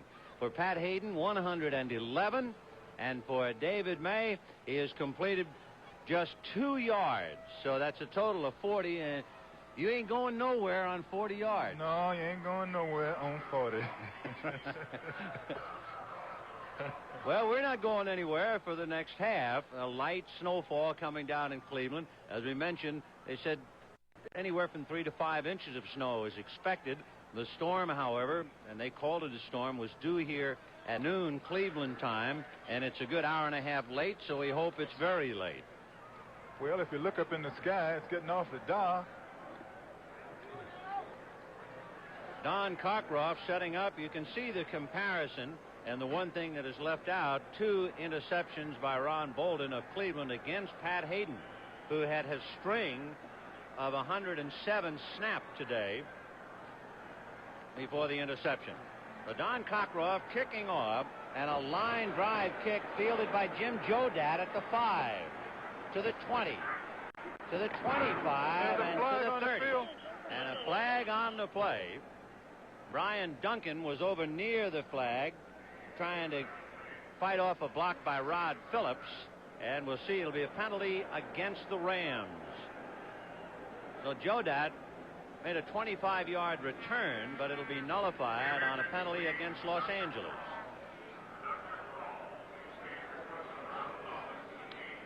The infield for baseball here, covered with the light snow, as you can see.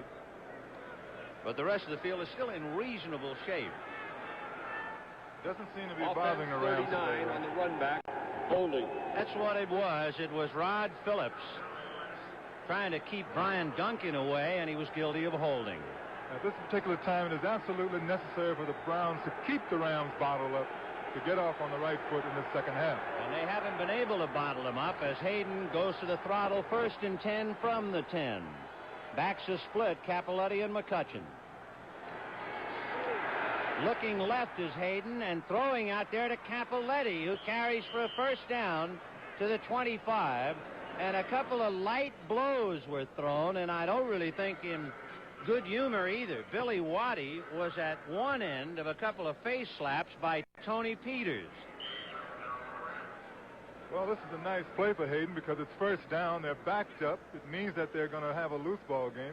He hits Cappelletti. That's a very good factor because Cappelletti has what they call good hands. It's an old cliche, but he has good hands. So the Rams just confidently pick up 15 yards and move it out 1st and 10 on their own 25. Second man is McCutchen. Good cutback, but then he is met by the man he was trying to get away from, Ron Bolden. Well, they have other ice boxes in the country. These two clubs are no doubt suffering perhaps even colder weather. And Minnesota leading Green Bay 7-6 in the second quarter. Pat Hayden riding a big day. His running backs handling the Browns. And the Rams are leading 9-0. 2nd and 6 from the Ram 28. And Waddy on a wing outside Nelson on the left side. McCutchen inside a Doug France block and got it out to the 35. Good blocking outside. In fact, they had a wall up. McCutchen cut back behind it. Sweep left. Kutch watches it. Cut back behind that wall. It's a pretty good move. We'll give that a pretty good. A pretty good. Of course, the field, as we said, especially right in the middle there, is chewed up. That's what you call running carefully because you don't want to slip. You know, you can't gain any yards if you slip. It doesn't mean a doggone thing. So it was pretty good. Pretty good for the Rams. 1st and 10 on their own 35. So they picked up 25 yards to move it out from their own 10. There goes McCutchen, but he is met and down.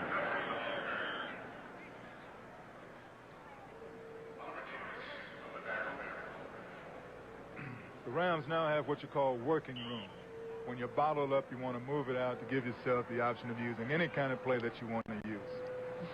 The Rams by this time must be very confident that they can move the ball on Cleveland at almost any time. Yes, sir, but moving and scoring is two different things. Right, so they only far, have they only nine. have 9 points.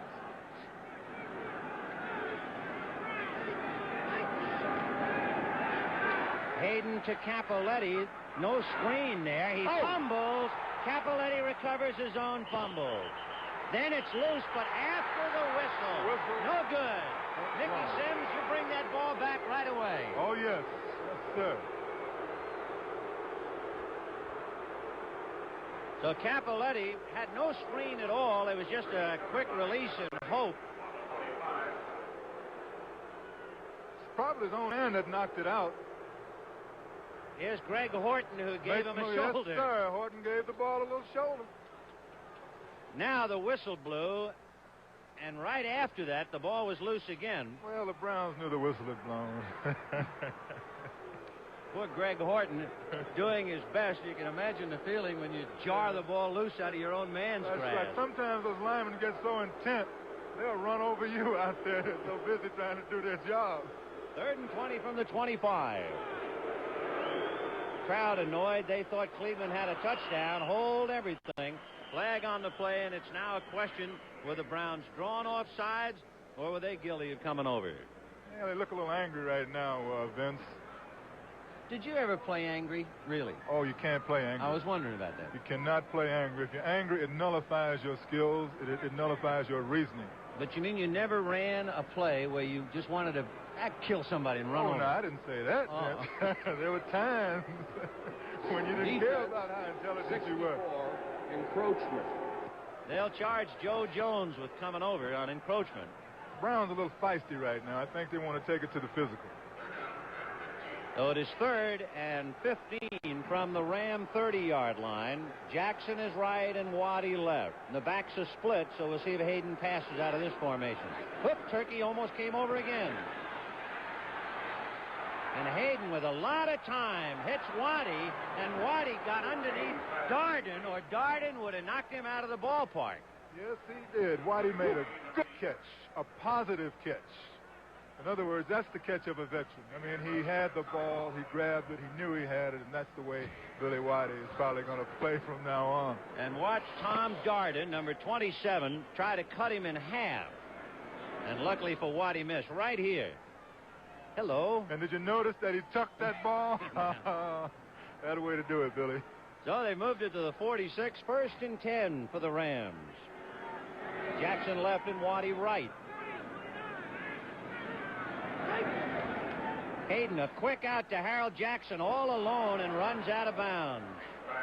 Davis over there to defend. And I would imagine that the spotters upstairs are calling that play because it shouldn't work that well. It's worked 3 times. It's a very simple pattern. I think they're a little afraid of Jackson, too. He's been getting good yardage on a play that you call once or twice, you hope for 2 or 3 yards. So I'm sure they're calling it from upstairs. Gerald Irons is not dropping back as we look at Rafael Septien. He's got his hands warm, but he's a kicker. He needs something on those feet. He's a kicker and a character. And from Mexico. Yes, sir. 2nd down and 1 to go from the Cleveland 45-yard line. 9-0 Los Angeles. McCutcheon. There he goes.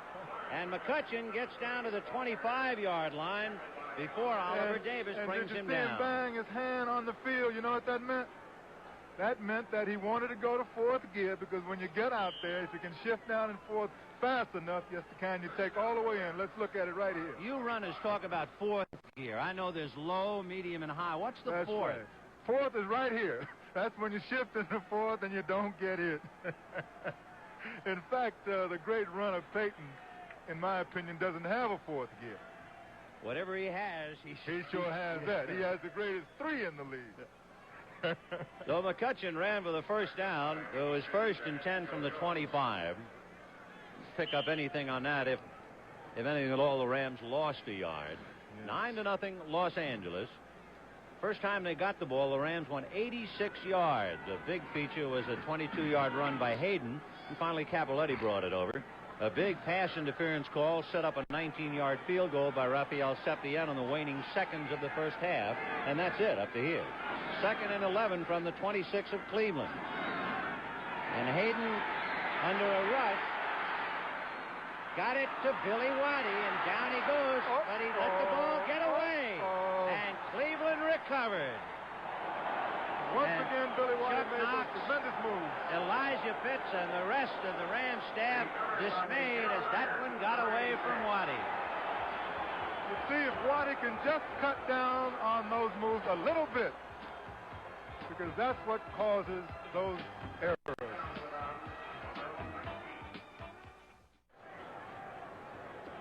Well, a fumble by Billy Waddy, recovered by Gerald Irons, and the Rams have started from their own 10. Stopped on the Browns 19. Forrest Gregg hoping that his Browns can get some kind of an offensive threat going. They have been unable to do it throughout the 1st half. So they have it 1st and 10 on their own 19. Mays under a rush, but he's got protection, throwing low and no catch. Intended for Reggie Rucker at the 35-yard line. Dangerous pass. There were a lot of Rams in that territory. I think if the ball wasn't low, there was a great possibility of an interception. There's some Rams. There's Billy Waddy talking to some of the other Rams, Jim Jodat, Cullen Bryant, among others that we can pick off. Waddy, of course, down on the field, and the wiser Rams are up on the wood to try to keep their feet warm. 2nd and 10 from the 19. David Mays having a tough day at the throttle. Here comes Greg Pruitt. Picked up about 2. They're going very tough for Pruitt as we look at his numbers against a very, very tough Ram defense. Pruitt has gained 31 yards in 9 carries. So not quite 4 yards a carry. But they've only called his best play, I think, once. The sweep with everybody outside. That's the kind of play that Greg Pruitt needs because he's that kind of runner. It gives him a lot of options. And for David Mays, he has completed 3 passes for 30 yards. 3rd and 6 from the 23. And it's caught by Greg Pruitt. He took it away from Isaiah Robertson. Great catch. That's what you call a judgment catch. Well, he can do everything. Now let's watch this. This is a judgment catch because both players had an opportunity to get it. Greg Pruitt used correct judgment as far as the positioning of his body, and that is why he made that reception. Isaiah Robertson is 6'3", and Pruitt at 5'10", so Greg really had to outjump him. 1st and 10 from the 34. Greg Pruitt is called and dragged down by Isaiah Robertson, who no doubt has something to say to him. Oh, yes. Isaiah is going to come back and let you know that he didn't like what happened before. But on that particular play, I think Pruitt made his move a little early there. The blocking was just forming. He got right up in it a little fast before it had a chance to open. Timing becomes very important for a running back because you don't always go as fast as you should. There might be about 4 different speeds that you will use depending on the play and depending on the blocking. 2nd and 6 from the Browns' 38-yard line. Warfield in a slot right inside Rucker. Fake by Mays, then he gets it, and he completes his pass to Paul Warfield. Just shy of midfield, but enough for a first down. And the old pro. In order for Mays to be successful, he has to get some blocking up front. Let's watch Fred drive. One of the best in the league. Very agile, slim hips, jumps up, and that's what you call a nice little leg whip. By Doug Deacon. That leg whip is when you're on the ground, the man goes up, you swing the feet around, and you actually trip him. That Deacon was a remarkable athlete. At Illinois, he was a tight end. Now offensive tackle. Mays down the left side, high, and got his man. And a ball is loose. I believe the Rams have recovered. The whistle probably blew. Let's see. The Rams saying There's they had it. Nope. Reggie Rucker was the one who caught the pass and apparently has coughed it up to the Los Angeles Rams. A little questionable. And so the Browns are frustrated. The Rams are delighted and leading 9-0. So the fumbles have canceled out. Billy Waddy fumbled. Cleveland recovered on the Browns' 19. And now Reggie Rucker fumbles after completing a pass. The Rams recover on their own 34. And the weather is starting to show up in this game because that ball is now being moved around on the ground. 1st and 10 on the 34 for the Rams. They're leading 9-0. And it's McCutcheon trying to go outside. And he's successful in getting across the 40-yard line to about the 41. Good blocking at the initial hole, and if a back can get good blocking at the initial hole, he's always going to get 3 or 4 or 5 yards. Atlanta, on a run this time by Haskell Stanback, have increased the lead over hapless Tampa now to 17-0 with 1:34 left. Minnesota leading Green Bay 10-6. Fred Cox kicking a field goal to increase their margin. It is 2nd and 4 from the 40. McCutcheon spun to just about get back to the line of scrimmage, and that all. Sometimes you just take your 1 yard. Nothing else to do. On an 11-yard run by Carl Wilson, Houston has opened the gap to 14-0 over Kansas City with 14 minutes left to go in the second quarter. So the Rams, after recovering the fumble on the 34, have moved it to the 41. It's 3rd and 3. Jackson is left and Waddy right. And almost got him, and there's a flag on the play. Hayden throwing to Waddy, who juggled and dropped it as he was hit at the last moment by Ron Bolden. But from the looks of things, Cleveland, over anxious, might very well have jumped off. They're always over anxious on third down. That's a sign of an inexperienced team, or a young team, or a team that hasn't been coached too well. Yeah, that's right. It opens up all kinds of questions. All kinds of questions. I mean, you got to be fair. Key situations, you cannot make mental errors, and those are mental errors. However, in this particular instance, we had offsetting penalties. Luckily. McCutcheon was guilty of holding. Joe Jones was offside, encroachment. So it is still 3rd and 3 from the 41. Probably be Hayden with some type of rollout option, run or pass, would be my decision in this situation. He has Freeman Johns in the game for the first time, wide left. And he's throwing intended for Terry Nelson, broken up by Tony Peters. Good defensive play. Good defensive play. Terry Nelson had that one. You'll see that Nelson has it, but it's knocked out of his arms by Feature. What you call stripping the receiver. When you strip the arms down. So Glenn Walker will be asked to kick from his own 30-yard line. Rollie Woolsey all alone on the Cleveland 20-yard line.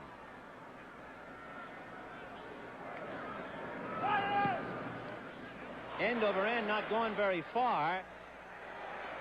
And the bounce goes deeper into Cleveland territory, and the Rams let it roll, and a couple of guys get angry. And a couple of punches are thrown, and down they go. Well, as Jimmy mentioned a few moments ago, they're getting a little physical now with 4:52. Relive Johnny Cash's all-time favorite Christmas as Johnny gathers his family and friends, Roy Clark, Jerry Lee Lewis, Ray Orbison, Carl Perkins, and the Statler brothers for a delightful Christmas special Wednesday at 10, 9 Central and Mountain Time. So a couple of fumbles canceled out. Then the Rams' Glenn Walker has to punt, and Chuck Knox hoping to see his Rams come home 8-3. But he now sees the Browns in possession, 1st and 10 on their own 33. And a long, cold day for David Mays. Under a rush, he just got it off, and it's picked off. So on a heavy rush, David Mays throws it away, and it is speared by Monty Jackson. And so Jackson being mobbed by his teammates, and the Wolves are baying at Dave Mays. That's one of those interceptions where when the players are in the locker room, they give it all to the defensive line because the rush is really responsible for that interception. Yeah, they were all over him, and he unloaded to Monty Jackson. Rams 9, Cleveland nothing. 4:45 in the 3rd quarter left. Well, we've had 2 fumbles, a punt, and an interception, all in the 3rd period. With 4:45 to go, it's the Rams putting in play 1st and 10 on the Cleveland 48 and leading 9-0. There's McCutcheon on a big hole on the left side, gets across the 40-yard line. They just dynamited the right side of the Cleveland line. Say, Jim Brown, Dave Mays is struggling. This is a must-win situation for Cleveland. Brian Sipe has a broken shoulder blade. What are they going to do? They've got a big problem. Unfortunately, Dr. Mays have not had the experience. I think that's the one factor today that's holding the Browns back. There's really nothing they can do about it. I think the other factor is that the Rams defense is playing a great game. But when you have a quarterback, it's only a matter of small things, just very small things. And if he had maybe a couple of more weeks of practice, he could have compensated for these small things. But that's the main factor in the Browns' inability to score, in my opinion. And the Rams, too good a ball club to make mistakes. They have him on the run, leading 9-0. Cappelletti bullying. He only needed inches.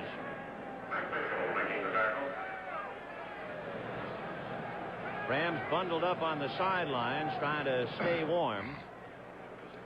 CBS Sports Spectacular next Saturday at 5 p.m. Eastern Time. The International Record Makers Tournament of Weightlifting, the super heavyweights, spearheaded by the Russian. And we'll also have the 9th event of the decathlon of the world's strongest men. Next Saturday, 5 p.m. Eastern, 4 p.m. Pacific time. 1st and 10 on the Browns 37. McCutchen. It wrestled to the ground as they picked up maybe a yard or two. Penetration was responsible for that lack of a gain on McCutcheon's part. I think the tackle penetrated, made him go a little deeper, making it hard to cut on the surface. Consequently, they only gained a yard or so. Well, it'll be 2nd and 9. The ball on the Browns' 36-yard line. Hayden this time sends Waddy wide right and Jackson left. And it'll be McCutcheon with Cappelletti out in front. There were just too many men for Cappelletti to block. Yes, it seemed that way. Good tackle made on McCutcheon. Good low tackle. Really stopped him in his tracks. And seems like he's a little hurt. Yes, Clutch is hurt a little bit. Rolling over. And McCutcheon down on the field, so timeout for the moment. And in a game like this, you don't want to lose McCutcheon because it's a game where in turnovers, mistakes can be a major factor. That's when you need your top players. Jim, you were virtually indestructible. In fact, when people talk about your records, you led the league in rushing 8 times, 5 consecutive years. You carried the ball over 2,300 times, rushed over 12,000 yards. My goodness. Yeah, you did all that. Man. Did you ever get hurt? I was always hurt. Yeah, I mean, you never hurt. Players always in professional football have to play hurt. But I was never hurt enough to go out of a game. I think Art Modell was saying that in 9 years you missed something like 1/2 of play. Wasn't really a half. Paul Brown would not allow something like that. Well, the bowl picture as Lawrence McCutcheon walks off under his own power, we're happy to say. Christmas Day, the Fiesta Bowl. Penn State 10-1 against Arizona State 9-2. Then on Saturday, December 31st, the Sun Bowl, Stanford against LSU. And then the Cotton Bowl, Monday, January 2, undefeated Texas against Notre Dame 9-1. 3rd and 5 from the Browns 33. Waddy in motion to the right.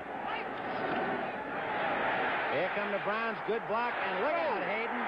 They unload as he unloads. Intercepted by Ron Bolden. And Bolden will keep it his 3rd interception of the day. Smart move. He remained in the end zone. Had Bolden dared to bring it out, he would not have look gotten at the 20. pressure on Hayden. From behind, the block is missed. Hayden pumped. He's almost hit. It would have been better to get hit. It's up for grabs. It's high. It's floating. Positioned by both players. And Bolden made a very smart move in remaining in the end zone. They'll bring it out to the 20. Bolden will get the headline for the interception. We should point out the guy who was climbing up Hayden's back was Tom Darden, the safety, who came in to eat him up just as he was throwing the ball. 1st and 10 from the 20.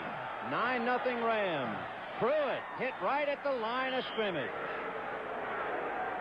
Once again, they're trying to send Greg up in the middle, and it doesn't look like they're going to get too much in the middle. The Rams front four are very impressive today.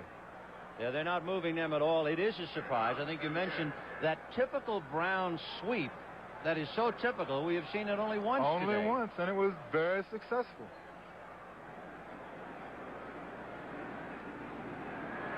So 2nd and 10 from the Cleveland 20. The 3rd interception by Ron Bolden, tying a Cleveland record. 3 interception, 1 game. Against a man who doesn't throw intercepts, Pat Hayden. There goes Pruitt, and he's going to pass downfield to Warfield.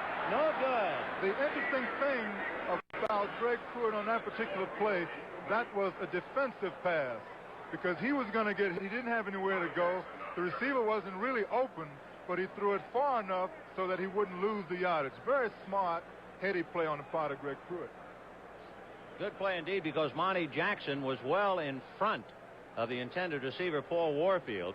Pruitt, by the way, is a threat to pass. In fact, he had passed 3 out of 6 and had 2 touchdown passes, so you really have to watch him. Well, I think the Rams figured that out a couple of weeks ago. Oh, yeah. They had that play really covered. 3rd and 10 from the 20. Mays, no good. Intended for Oscar Rowan, and there's a flag on the play. Interference.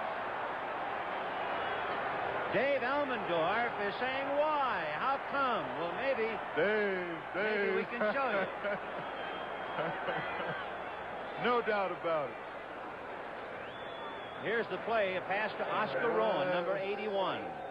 Pass interference, first down. Well, it's hard to see, but he hit him before the ball was in the air, basically. I call that an unintelligent play on the part of somebody. All right, a break for Cleveland, 1st and 10 on their own 28-yard line. Greg Pruitt cutting back after what looked like a sweep, and he gets across the 30. And they knocked his helmet off. Yes, he did, but he got good yardage. He had the option of going wide or cutting back. If you notice on the cutback, he was taking all those little stutter steps. That is because the field is now beginning to freeze. You have to slow down. You have to be more careful.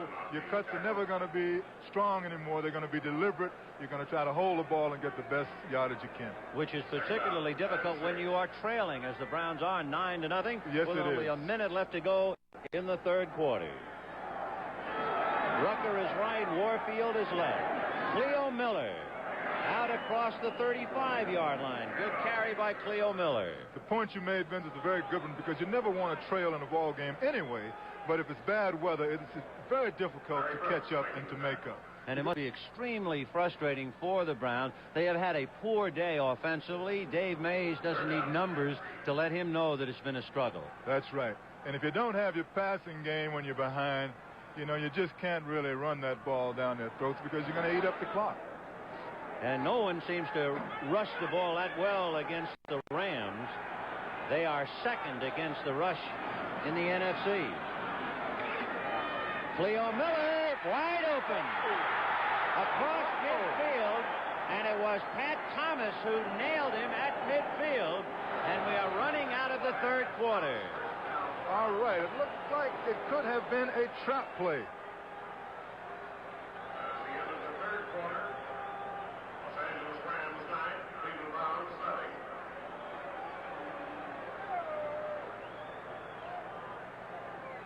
So that's the end of the 3rd quarter with the score, Los Angeles Rams 9, the Cleveland Browns nothing. We now pause for a word from your local station.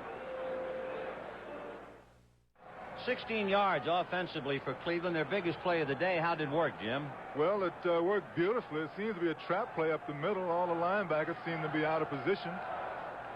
Cleo Miller makes a good move. He's the kind of back that doesn't shift into that 4th gear. He wasn't looking to take it all the way, but for the second back in any backfield, that's a good job. That was quite a 3rd quarter. Waddy fumbled, Cleveland recovered. Rucker fumbled, Rams recovered. Monty Jackson intercepted for the Rams. Ron Bolden intercepted for Cleveland. No score. And we're hearing that old Cleveland chant. 1st and 10 on the Ram 48-yard line. Cleo Miller, and he's to the 40 and across the 40. And now suddenly they have opened up the middle on 2 consecutive plays. Time I said they couldn't go up the middle, they started going up the middle. The blocking is crisp. The holes are small, but they're clean holes. Jack Reynolds is on the wrong side of the run. He was just completely smothered. That's one reason that middle was wide open. Yes, sir. So they've moved it to the Ram 39, where it's 1st and 10. Miller again. When something works, try it again. It didn't work too well that time, but they did get the 1st down. Larry Brooks, number 90, slowed it up, but not enough to prevent Cleveland from getting the 1st down. And you know, with Cleveland eating up the clock, it becomes a very important factor because if they get a touchdown, then all they need is a field goal if they kick the extra point. So that one missed extra point can be a very important factor in this game. The ball on the 36-yard line where it's 1st and 10. Mays setting up to go deep, intended for Rucker, intercepted and dropped. Pat Thomas had it and dropped it. There's a flag on the play. It wasn't exactly a drop, Vince. His own man sort of got in his way and shielded him with the ball. It was 2 Rams who had the opportunity for the catch. Thomas took his helmet off and smashed it into the ground. He was so angry. What he was flag. saying is, I had that one, please. Dave May really took a lick back to pass, but it was a legitimate one.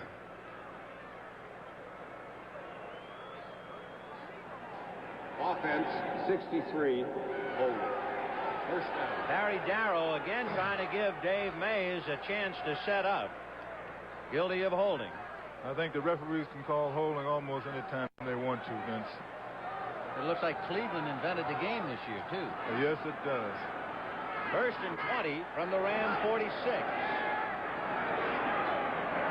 Dumps it off to Cleo Miller to the 45, out of bounds at the 41. Complete to Cleo Miller and out of bounds. So they picked up 5. It'll be 2nd and 15. Which means the doctor's probably got to put it back in the air. There are 2 plays back in the first half that could haunt either side in the waning moment. One, as Jim mentioned, the point after that was missed on a high snap from center. Nolan Cromwell got it down, but Septien's kick was no good. And then the pass interference play against Cleveland that set up the 19-yard field goal by Septien.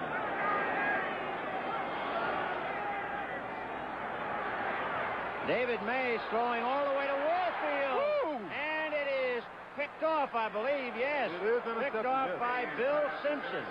And Simpson, with Mays hurt. David Mays was hit very hard on the preceding play, but he survived it.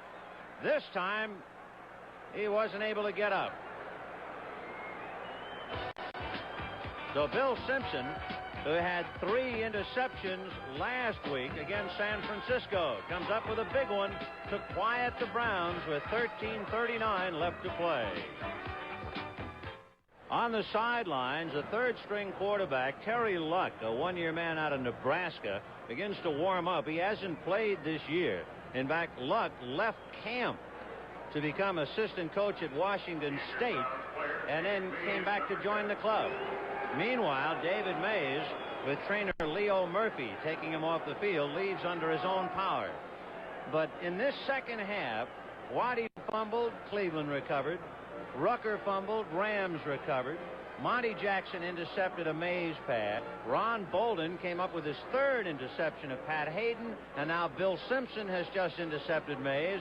Neither side able to get on the scoreboard, but they're sure handling that ball like a hot potato. Well, that's what we say when the weather is this way. Turnovers become a major factor. Sitting quietly over in the sideline trying to get warm is Mike Fanning out of Notre Dame, trying to keep his hands warm by a heater. You know, the Rams didn't even go on the field yesterday. They walked out of the locker room, took one look at the field, went back in, and went back to the hotel. Which shows a lot of good sense. A lot of good sense and a lot of confidence. There's no reason in the world to be out here if you don't have to be. And they're playing like it hasn't really bothered them too much. Not at all. First and 10 from their 20 on the interception by Bill Simpson.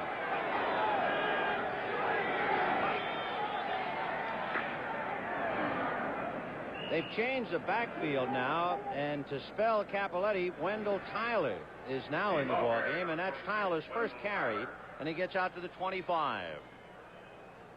Wendell Tyler, that's the big question mark among the fans in Los Angeles. They want to know why he isn't playing.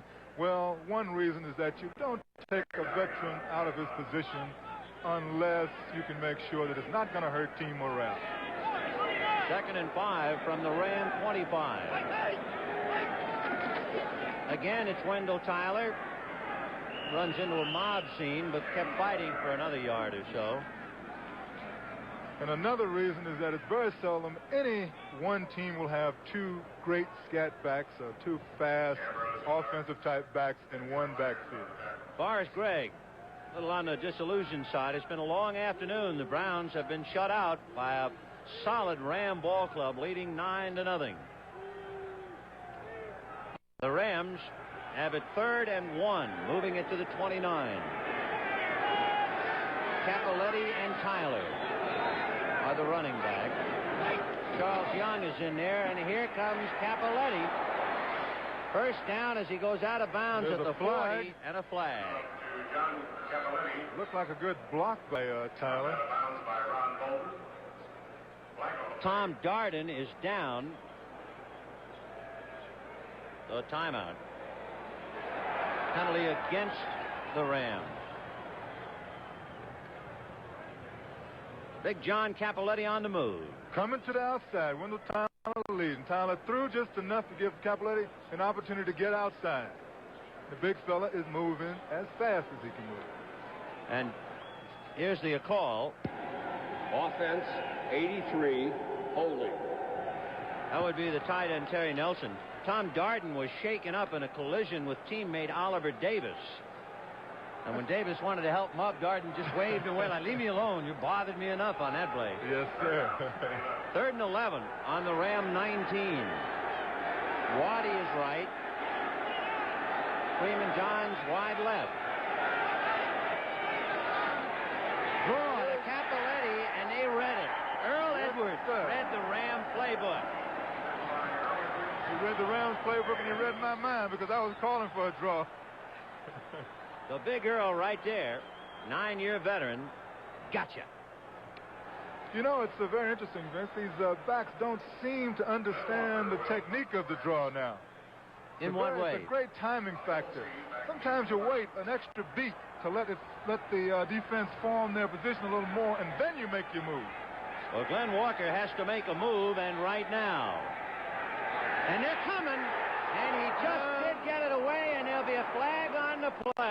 And it is Larry Poole who tried to block the punt, and Poole was carried away, and he knocked Glenn Walker on his numbers. And, of course, roughing the kicker, an automatic first down for the Rams.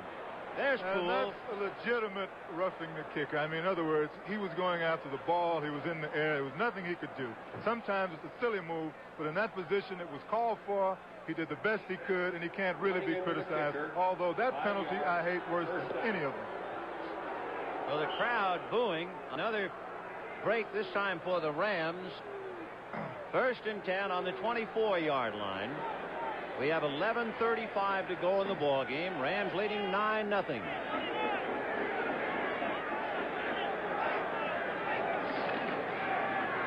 Tyler slipped as he tried to make his cut, but he wasn't going to give up. And kept he his picked up balance and gained a couple more. Wendell Tyler, he runs with a positive attitude. It means he wants to go someplace every time he gets his hand on the ball. Chuck Knox seeing his ball club lead 9-0, knowing that waiting next week at the Coliseum, the Oakland Raiders, followed by the Atlanta Falcons, and then finally a road game at Washington. So it's still a rough road to go. 2nd and 5 from the 29. Wendell Tyler slipped again. Tried to cut to his right as he went down. Earl Edwards, number 66, went over him. Yeah, Tyler's getting a lesson right now. See, he's been out in California so long, he doesn't realize he's got that slippery surface out of there, and he's going to have to cut down on the quickness of those moves. Cut out the cuts. Yes, sir. At least cut them down. Earl Edwards, number 66, who has been very visible the last couple of plays, should be visible. He's 6'7", 256. He's a big man right up there in the middle for Cleveland. 3rd and 5 from the 29.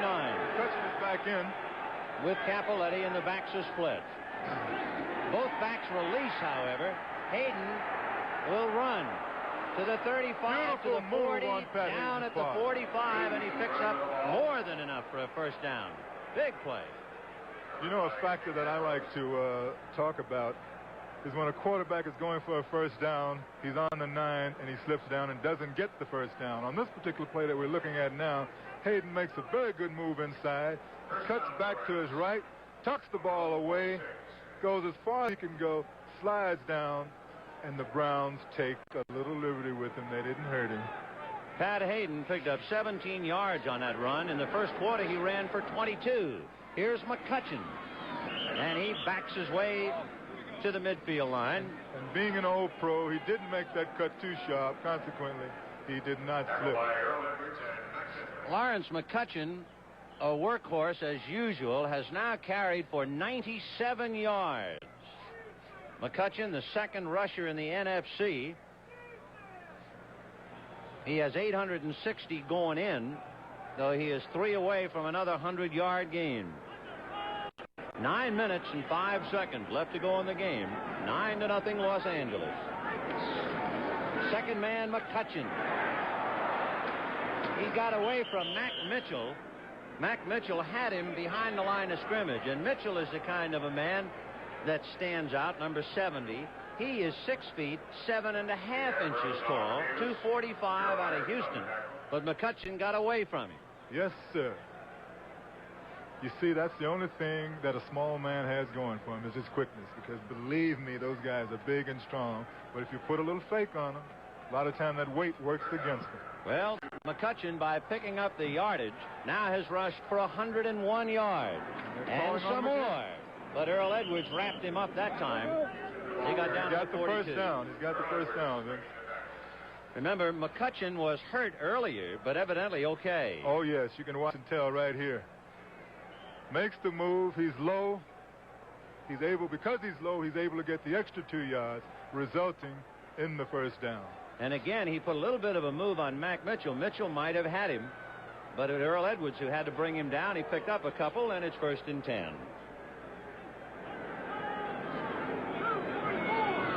Waddy wide left and Jackson right. Capoletti and McCutchen the running backs. And again, it's McCutchen.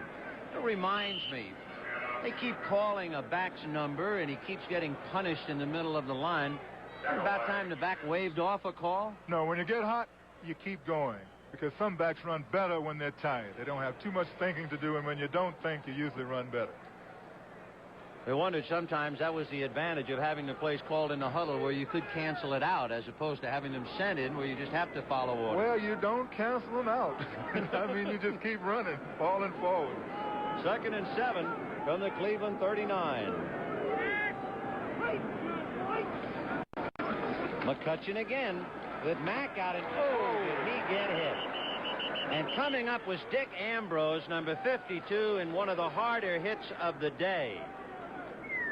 Wow. Don't forget, next Saturday, 5 p.m. Eastern Time, 4 p.m. Pacific Time, CBS Sports Spectacular, the International Record Makers Tournament of Weightlifting, led by the Russian world and Olympic super heavyweight champion Vasily Alexeyev. Also, the 9th event of the decathlon of the world's strongest men competition, the refrigerator race. Next Saturday, 5 Eastern, 4 Pacific Time. 3rd and 9 from the 41 of Cleveland. Back stay in the block. Hayden too low, intended for Terry Nelson. Pretty good pressure that time by the Browns. They're always jumping. They're always anxious, but they're able to get back rather than being offside. But actually, a very anxious, jumpy team. One other thing that will make them anxious and jumpy, 6 minutes and 17 seconds left to go in the game. Yes, sir. That will make you anxious and jumpy. Glenn Walker, who will be punting from his own 45 to Rollie Woolsey, standing all alone inside second base at about the 10.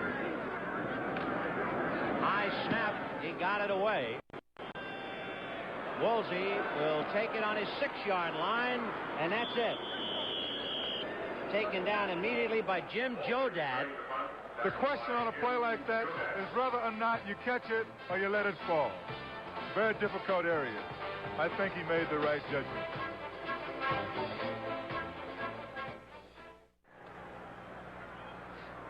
So the Cleveland Browns in relatively poor position. 1st and 10 on their own 11, and they're down 9-0 with 6 minutes left to go in the game. David Mays still in there, however, and Cleo Miller fighting his way out of the pack.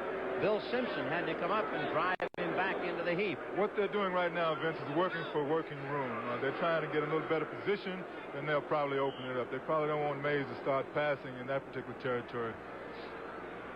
David Mays has passed 7 out of 15 for 74 yards. He's had 2 interceptions by Monty Jackson and Bill Simpson. Backs a split, and he's going to pass from that formation. He dumps it off to Cleo Miller, and he gets by across the 30. It was Isaiah Robertson who had him, and he ran by Isaiah and picked up the first down. And Vince, to a lot of our viewers, that was an exceptional run by Cleo Miller, because on that particular kind of a play, certain fast guys would try to get outside. Cleo Miller makes a couple of moves and keeps his nose heading downfield. Now watch this. He's picking up ground. He keeps his nose downfield, and he makes that yardage. If he tries to go outside, they could probably tackle him for basically no gain. The pass and scramble, and the tight end, Oscar Rowan, somehow caught the ball with Jack Reynolds and Dave Elmendorf all over him. Somehow. Oh. That was a very good catch. And he is shaken up for it. There's Elmendorf, but there on the ground is Oscar Rowan. I guess in cold weather, too, you feel the hit even more so than in hot, humid weather. It's about 10 times worse. Your adrenaline isn't running the same. Your body isn't warm. It's terrible. Oscar Rowan, for the benefit of people in Los Angeles, was at UCLA, but when Tommy Prothro went to the Rams, Rowan Beautiful the catch. switch, and he went to SMU. Caught it, held on to it. Browns trying to get something going with 4 minutes and 38 seconds left to go. They had a 2nd and 1, so they picked up the first down at the 34-yard line. As time becomes a factor.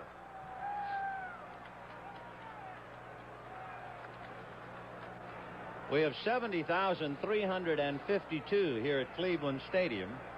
1st and 10 Browns on their own 34. The Rams have had them shut out up to here. A little release to Cleo Miller, and Jim Youngblood is there to bring him down. And there's a flag down. A flag.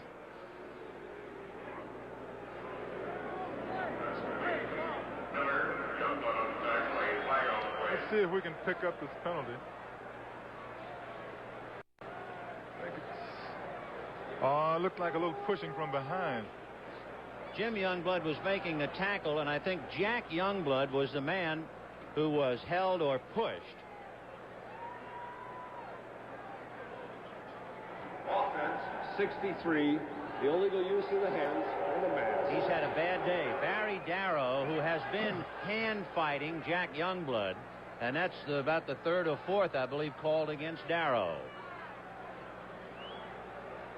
It's a coaching problem, Vince. Coaches have to do something about that. There's a problem. 1st and 20 for Dave Mays. Over the middle to Paris. He's got it at the 30 and lost the ball as a scramble, and I think the Rams have recovered. Pat Thomas came up with the ball. Pat Thomas, the last one to have his hands on it, so we'll see. Tight end Gary Paris cutting across the middle. That's a good throw by the doctor. Good catch. Once again, those cold hands, when you catch it, you got to cover it up. Yep, Pat Thomas recovered.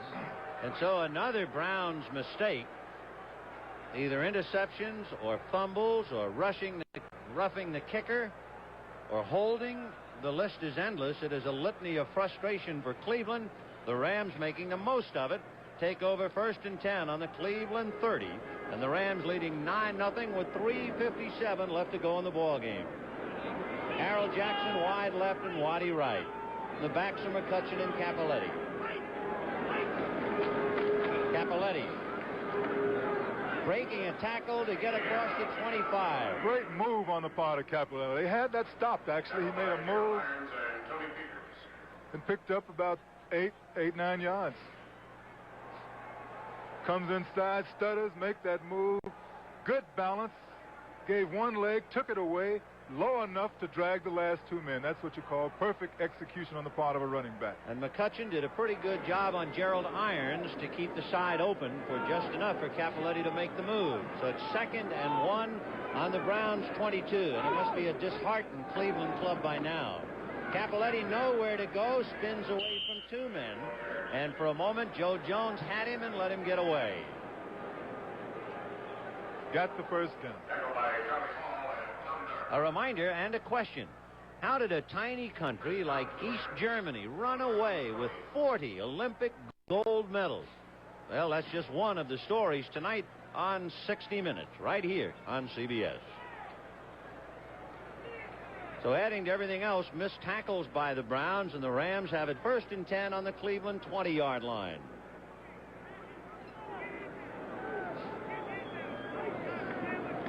This time it's Cullen Bryant. Ball carrier, The big Cullen Bryant. One thing, the Rams come in with 7 running backs. McCutcheon, Tyler, Bryant, Capoletti, Phillips, Jodat, and Sonny Collins. You know why? Because they're all good athletes. It means that they can do many different things. Now, you don't see 7 running backs on a club. For instance, the Browns have 5. Yes.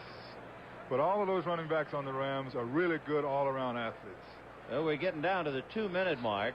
We'll watch the officials. There'll be an official's timeout. In this cold weather, you're not always sure where the mechanism works. The 30-second clock froze up on us earlier.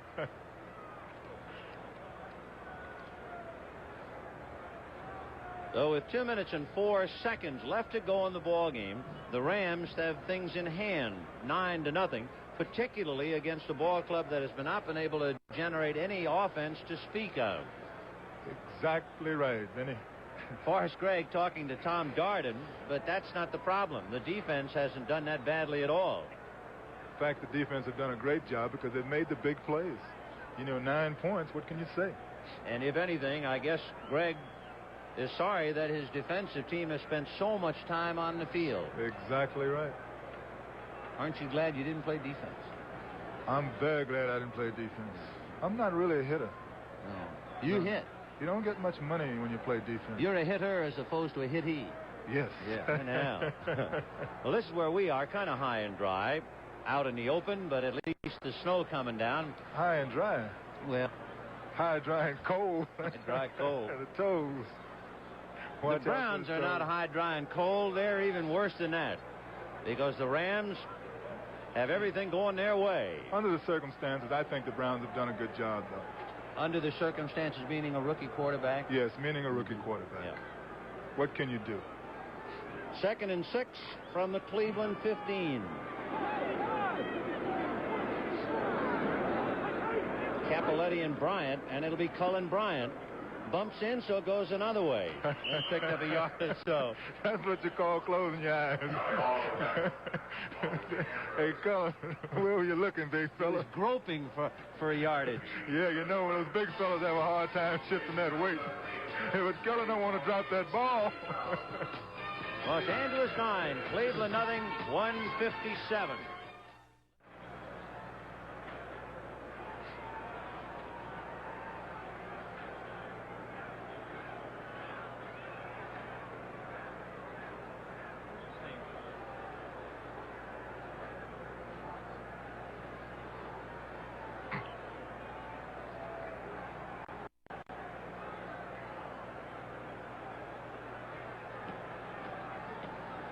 We have 1 minute and 57 seconds left. The Rams have it 3rd and 3. The ball is down on the 18-yard line. And here goes Wendell Tyler trying to go wide, grabbed by the shoulder, slung by Hall, and finally pushed out by Ambrose. Yes, Charlie Hall tried to throw him out of the ballpark. He sure did. All of his frustration was going to come out on poor little Wendell Tyler. And you can't blame him. It's hard to be in this situation and know that you're almost going to lose. So we're checking now as the officials very slowly spot the ball at the 21-yard line. So they have a good 4th down and 11 yards to go. 9-0 Los Angeles. They went 86 yards on 12 plays. Capoletti scored from the 6 in the first, and then in the closing seconds of the second quarter, Rafael Sepien kicked a 19-yard field goal, and that's been it. Hayden throwing and complete. Ambrose making the tackle on Terry Nelson. Good tackle. Not enough for the first down, not by any means. So that's the 15-yard line. Hayden once again has a lot of time. Drills the ball beautifully.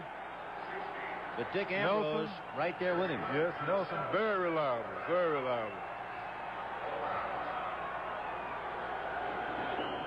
So they went for it. They didn't make it. And the Browns have something go right for the first time in a while. They were about 5 yards short on that. You know what the Browns need right now, Vince?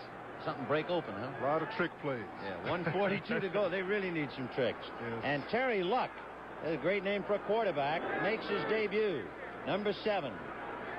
And Warfield had juggled and lost it, and it's a question of whether they ruled it a catch, and I don't believe they did. Incomplete pass. Jack Youngblood trying to give Terry Luck a hard time.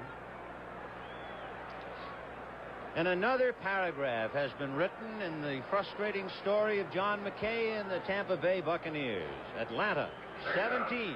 Tampa Bay, oh, my goodness. Well, John McKay, what do you say?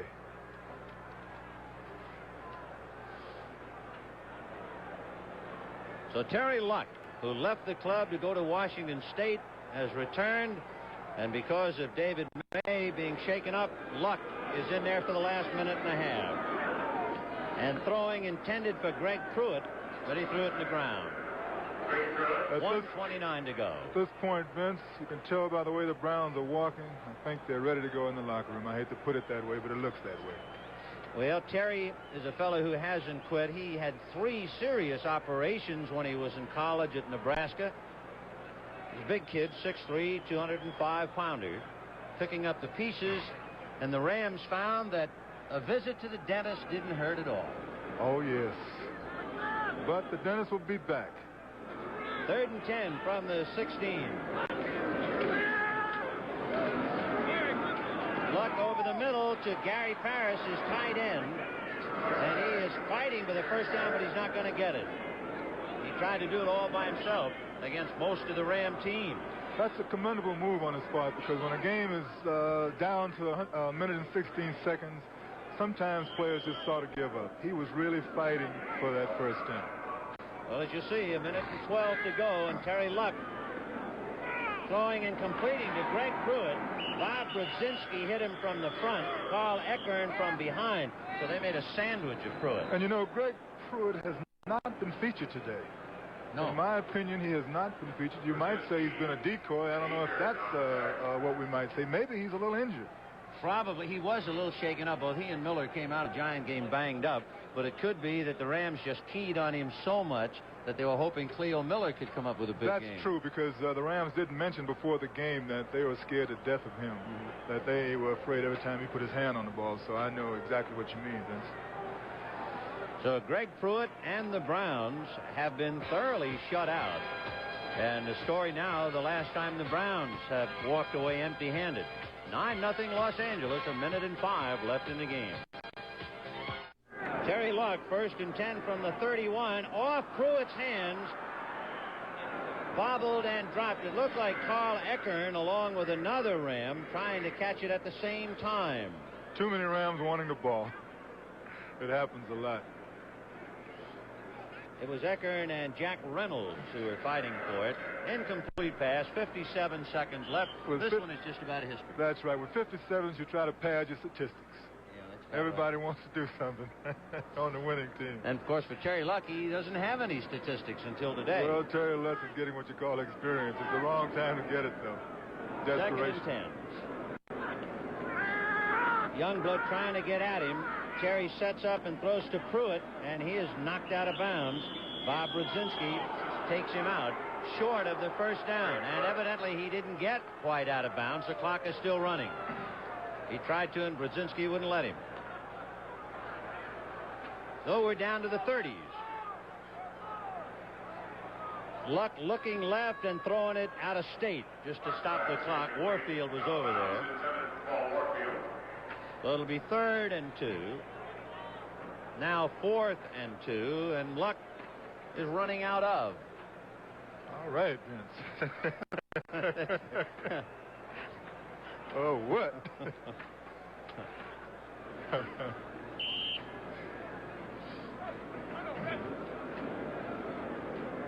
The ball on the Cleveland 38-yard line. 4th and 2. 9-0 Los Angeles. All the scoring in the first half.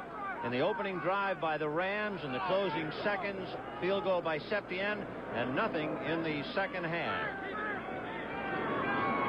Luck getting plenty of time, and again throws, and it's picked off. And picked off by Monty Jackson. So Jackson's 2nd interception of the day. So welcome Terry Luck to the club. Oh, yes. We're doing a little research on the Browns because they are a great name in football. The last time the Cleveland Browns were shut out, it was 30-0 at Pittsburgh in 1972.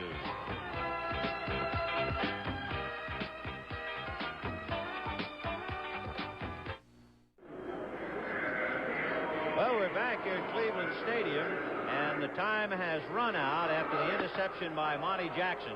For the Rams, a great overall effort under unfamiliar conditions. And, of course, anytime one pro club blanks another, you know you've really done a whale of a job. And the Rams shut out the Browns, and as we said, first time the Browns have been shut out since that game against Pittsburgh. But, of course, what makes it tough this time, or tougher, the shutout occurred at home, and it was a must game. Oh, yes.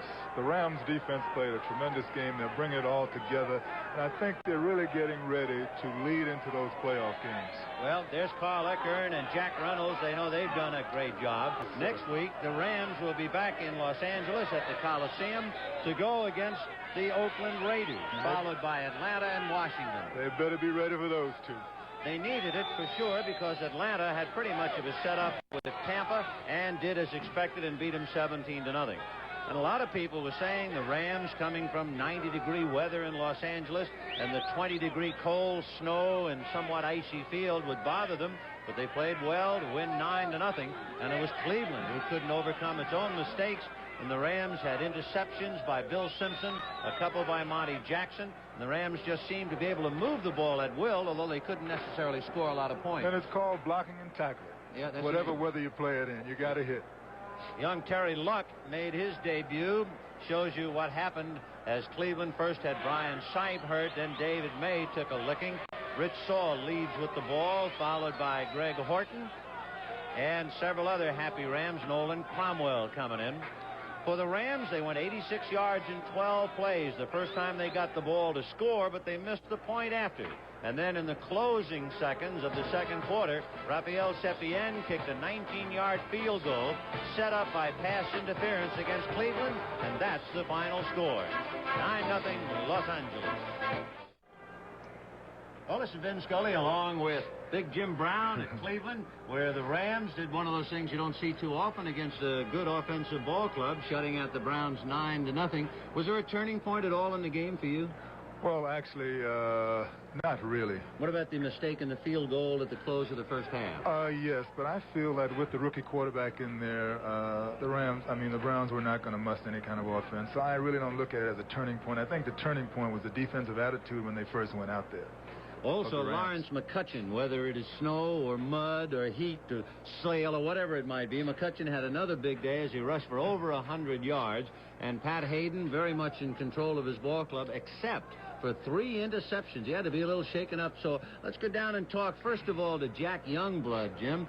Jack, do you hear us down there? Yeah, Vince, got you. Okay. In looking at the Cleveland defense, it looked like they were having a lot of trouble with their footing. How about the Ram defense?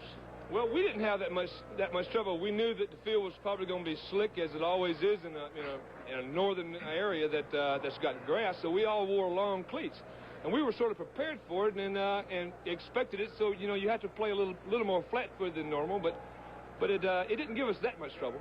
Jack, this is Jim Brown. Would you call this your finest overall defensive effort this year?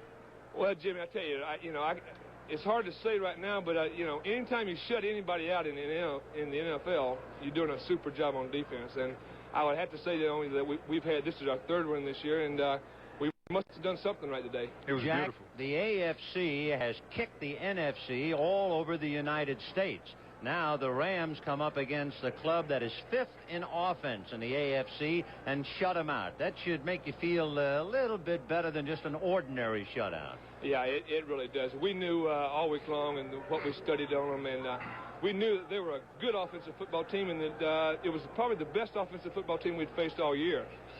And we were gonna have to play super football to win, and I think that everybody just played a super football game. Jack, I tell you what, you have an earpiece, you're holding a microphone. It's about time the defense met the offense. I'd like you to meet number 11, Mr. Pat Hayden, quarterback of the Rams. Maybe you'd like to interview him down there. Mr. Hayden here, I tell you what, this guy played probably one of the best football games I've seen him play in a long, long time. He came up with clutch play after clutch play. I'm just going to let him tell you about it. Pat? Hello. Hello down there. Hi, How are Pat. you, Vin? Hi, Jim. You had yourself a string of 107 passes without an interception, contact. and then a fellow by the name of Ron Bolton. We're bumming around down here. I don't think they can hear you, Vince. Oh, I'm sorry I lost you there for a second. Okay, You got us now? Got you now. Okay, you had 107 passes without an interception, and suddenly you found number 28 no matter how many people were on the field. 3 interceptions by Ron Bolton. A little discouraging. Well, Ron Bolton was wide open. They always told me to hit the open receiver, so I threw the ball to him. Very good. Pat, what about the cold in your hands and passing and handing off? Did it bother California boys at all? Well, it would have if we would have let it. It was a big psychological thing, and I just told myself, and I think the rest of our players here told ourselves it was going to be cold. We knew it was going to be snowing, and we just had to put that out of our mind and go out and play good football. A thoroughly professional attitude. Thank you, Pat Hayden. Thank you, Jack Youngblood. Congratulations to the Los Angeles Rams. Consolations to the Cleveland Browns, 9-0. The Rams defeated the Browns. That's history. We'd like to remind you next week, Saturday and Sunday, the mixed golf, that should be something, as Chichi Rodriguez, Joanne Washam defend their championship title. And that'll be followed by Sports Spectacular. You'll see the weightlifting championships and the 9th event of the World's Strongest Men Decathlon. And right now, this is Vin Scully for Jim Brown saying so long from Cleveland Stadium in Cleveland, Ohio, where the Rams shut out Cleveland 9-0. The NFL Today continues after this word from your local station.